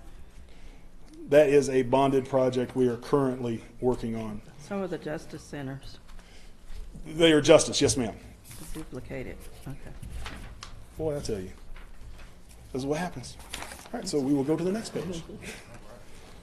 The currently active non-bonded projects. So these are the other projects that came in the 20 program that were began collections in 21. So that was when we began working on the bonded side, and these are that we've begun working since then. The Annex 3 door replacements, these are the outside doors. Building maintenance has had over the years numerous times where the doors have come off of the pivots.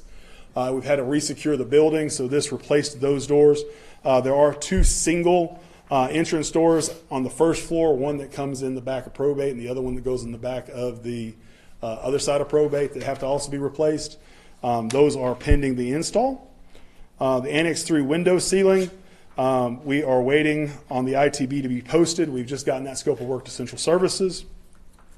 The Shell Nut building renovations, that houses the kinship care program through Senior Services.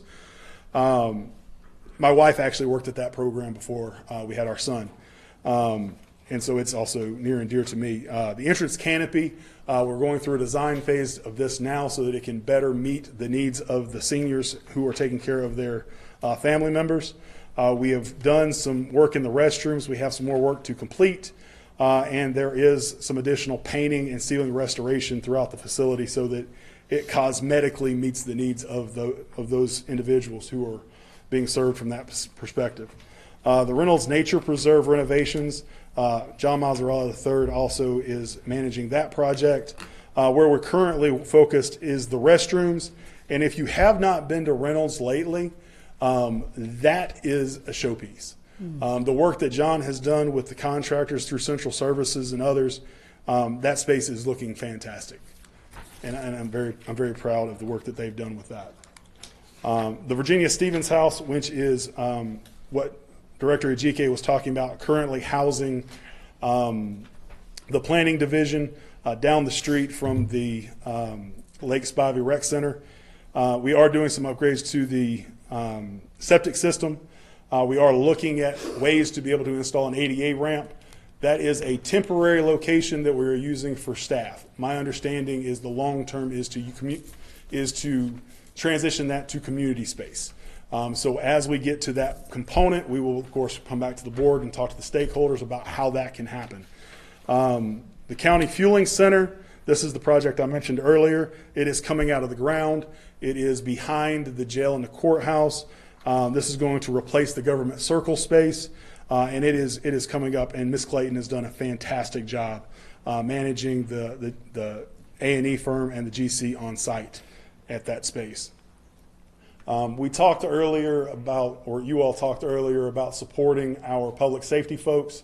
Fire Station 1, Fire Station 2 are currently under design phase. I believe we currently have about 5 different fire stations that we're looking at design and construction on to bring that fleet of facilities up to speed to the 21st century. The Public Safety Water Rescue Center, this is going to go over on the hill, as our the fire department calls it, at the training center. It's going to be a fantastic facility, and it's under design right now. The fleet maintenance expansion, stakeholder engagement, we are talking with Director Matarco and others about specifically what that needs to look like as we move forward. We had that initial conversation before it went to the SPLOST. The citizens graciously approved it, and now we are making sure that the need is being met based on what was voted for. So the expansion from a service perspective is what we are focused on. One more important note. Yes, ma'am.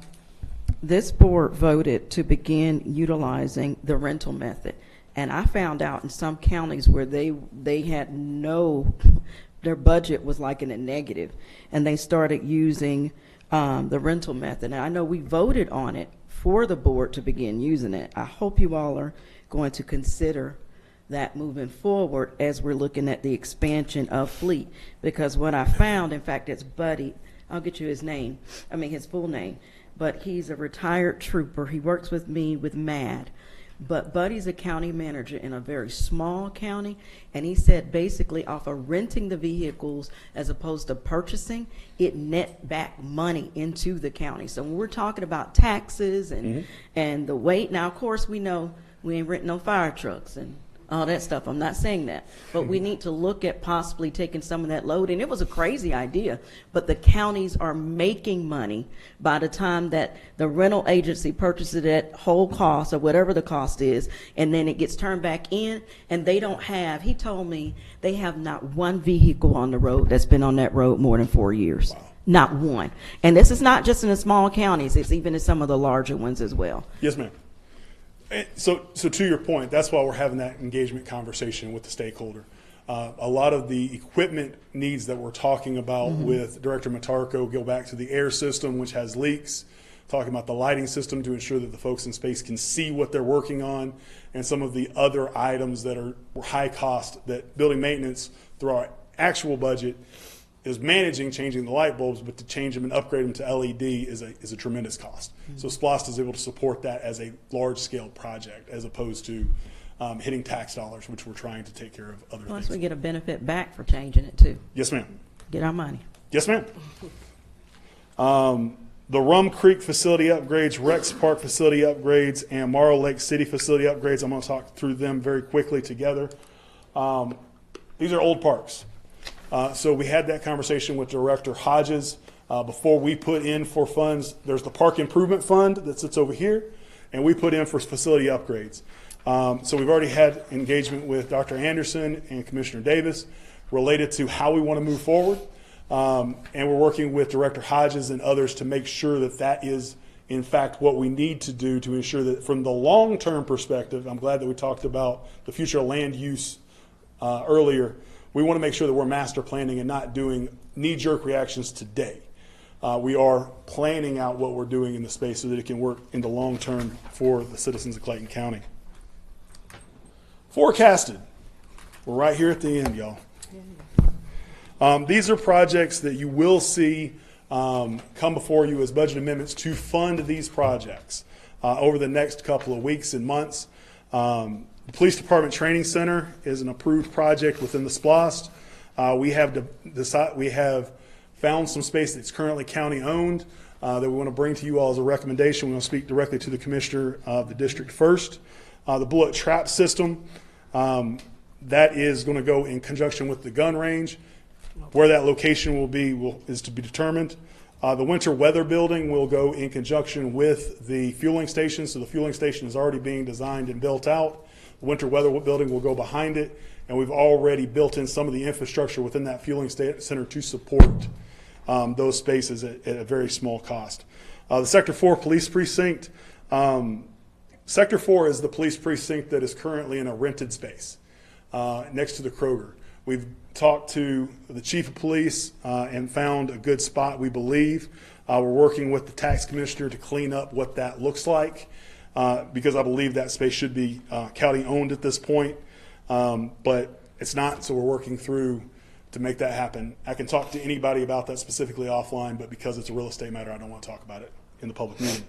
The mental health infrastructure, we've talked to Dr. Adams about what that looks like from his perspective, and we have some needs there, so we'll be bringing that together to the board. We've had some initial conversations about that, but we'll have some more information.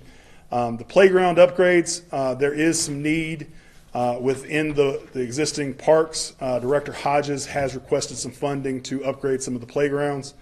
The pedestrian bridges, I know we talk, I'm here every Tuesday night whenever I hear about all of the casualties going across the roads. And so we're working with Transportation Development and the DCO's office about that project. Additional trail development, we've talked about the River's Edge project. There are some additional needs to be able to continue to bring that up throughout the entirety of the county. So we'll be working through that. And the public safety radio system upgrades, we've talked extensively about our friends in public safety tonight and at other times, and that is managed through our IT department. And so we've got to be able to continue to support that. And I believe finally the Anvil Block Fueling Center. There is some more information coming on that directly. As we try to figure out exactly how that supports the county in the long term. Thank you. Sorry it took so long. I tried to go as quickly as I could. If you have any questions, like I said, our project managers have given up their evenings with their family to be here this evening to answer any of your questions. And I would be remiss if I did not say thank you for your hard work. Questions? Carol Clayton Can you please stand up? Thank you so much for your patience as we work through Flint River Community Center. That's what I wanted to say to you. Well, And to listen, the entire staff, but she knows why. She knows why. I never forget, sorry, I want to say this real quick. You say, we had issues. You and I went toe-to-toe on it. The county wasted so much money Yes, ma'am. on this project. But I went out there and met Miss Clayton. And by the time she went over everything, I said, this lady know what she's doing. Let me go ahead and let her do her job. So thank you to all of you all. Hopefully we won't have to do this again with our new projects with you all. Mr. Hopkins, you and your staff doing a tremendous job. There's a lot going on in Clayton County. There's a lot of new projects that's coming online as well. So we definitely look forward to supporting you and giving you what you need to make sure that we do it right and we make sure that we give the best facilities that is the expectation of the citizens. So thank you for that. Are there any questions for Mr. Hopkins? Mr. Chair, Commissioner Franklin? I know you're tired of this, but this is very important. I'm glad you made your comment, and that's why it's important that we all keep our eyes on these centers. Over half of these projects we're having to go back and fix. And when we talk about lawsuits, people don't talk about those lawsuits. Exactly. Where we got folks coming in and saying, who in the world approved these projects? So I hope, Mr. Chair, you remember who's approving these projects and who's approving these CO permits through each step. And if it was done right the first time, y'all wouldn't have to work so hard. That's important. So I'm glad you realized that. Yeah, Thank I you. also realized this board approves those projects. So we are moving forward. We all will be collectively cognizant of making sure that we're getting this job done right. Thank you, sir. So to your point, I would be remiss if I did not say, so privately, I call my staff unicorns. They're unicorns because they're incredibly special. And unicorns being mythical creatures, you don't come across them. We've been lucky. This county is incredibly lucky to have those three individuals that come here every day and put the time, effort, and energy into these facilities and these projects. To your point about the Flint River Community Center, Ms. Clayton and I joke about that being her retirement project. She told me. She told me. I pray it doesn't take that long, but it will be right. And it will be right not because it is my job to make sure it's right, but it's because it's important that we provide the best facilities to the citizens of Clayton County. And that's what this team is doing a great job of. Yep, and managing every step of the way. Thank you so very much. Yes, ma'am. Thank you. Thank you. With that being said, that's a good way to go out. So we stand adjourned. Thank you, everyone. I'm putting on the next board meeting a raise for us because Mr. Chairman said we responsible for operations. It's on record. No. That's what you just said. It's on record. We were talking about operations. I only said where you at. So you want to be in response. You're over day to day.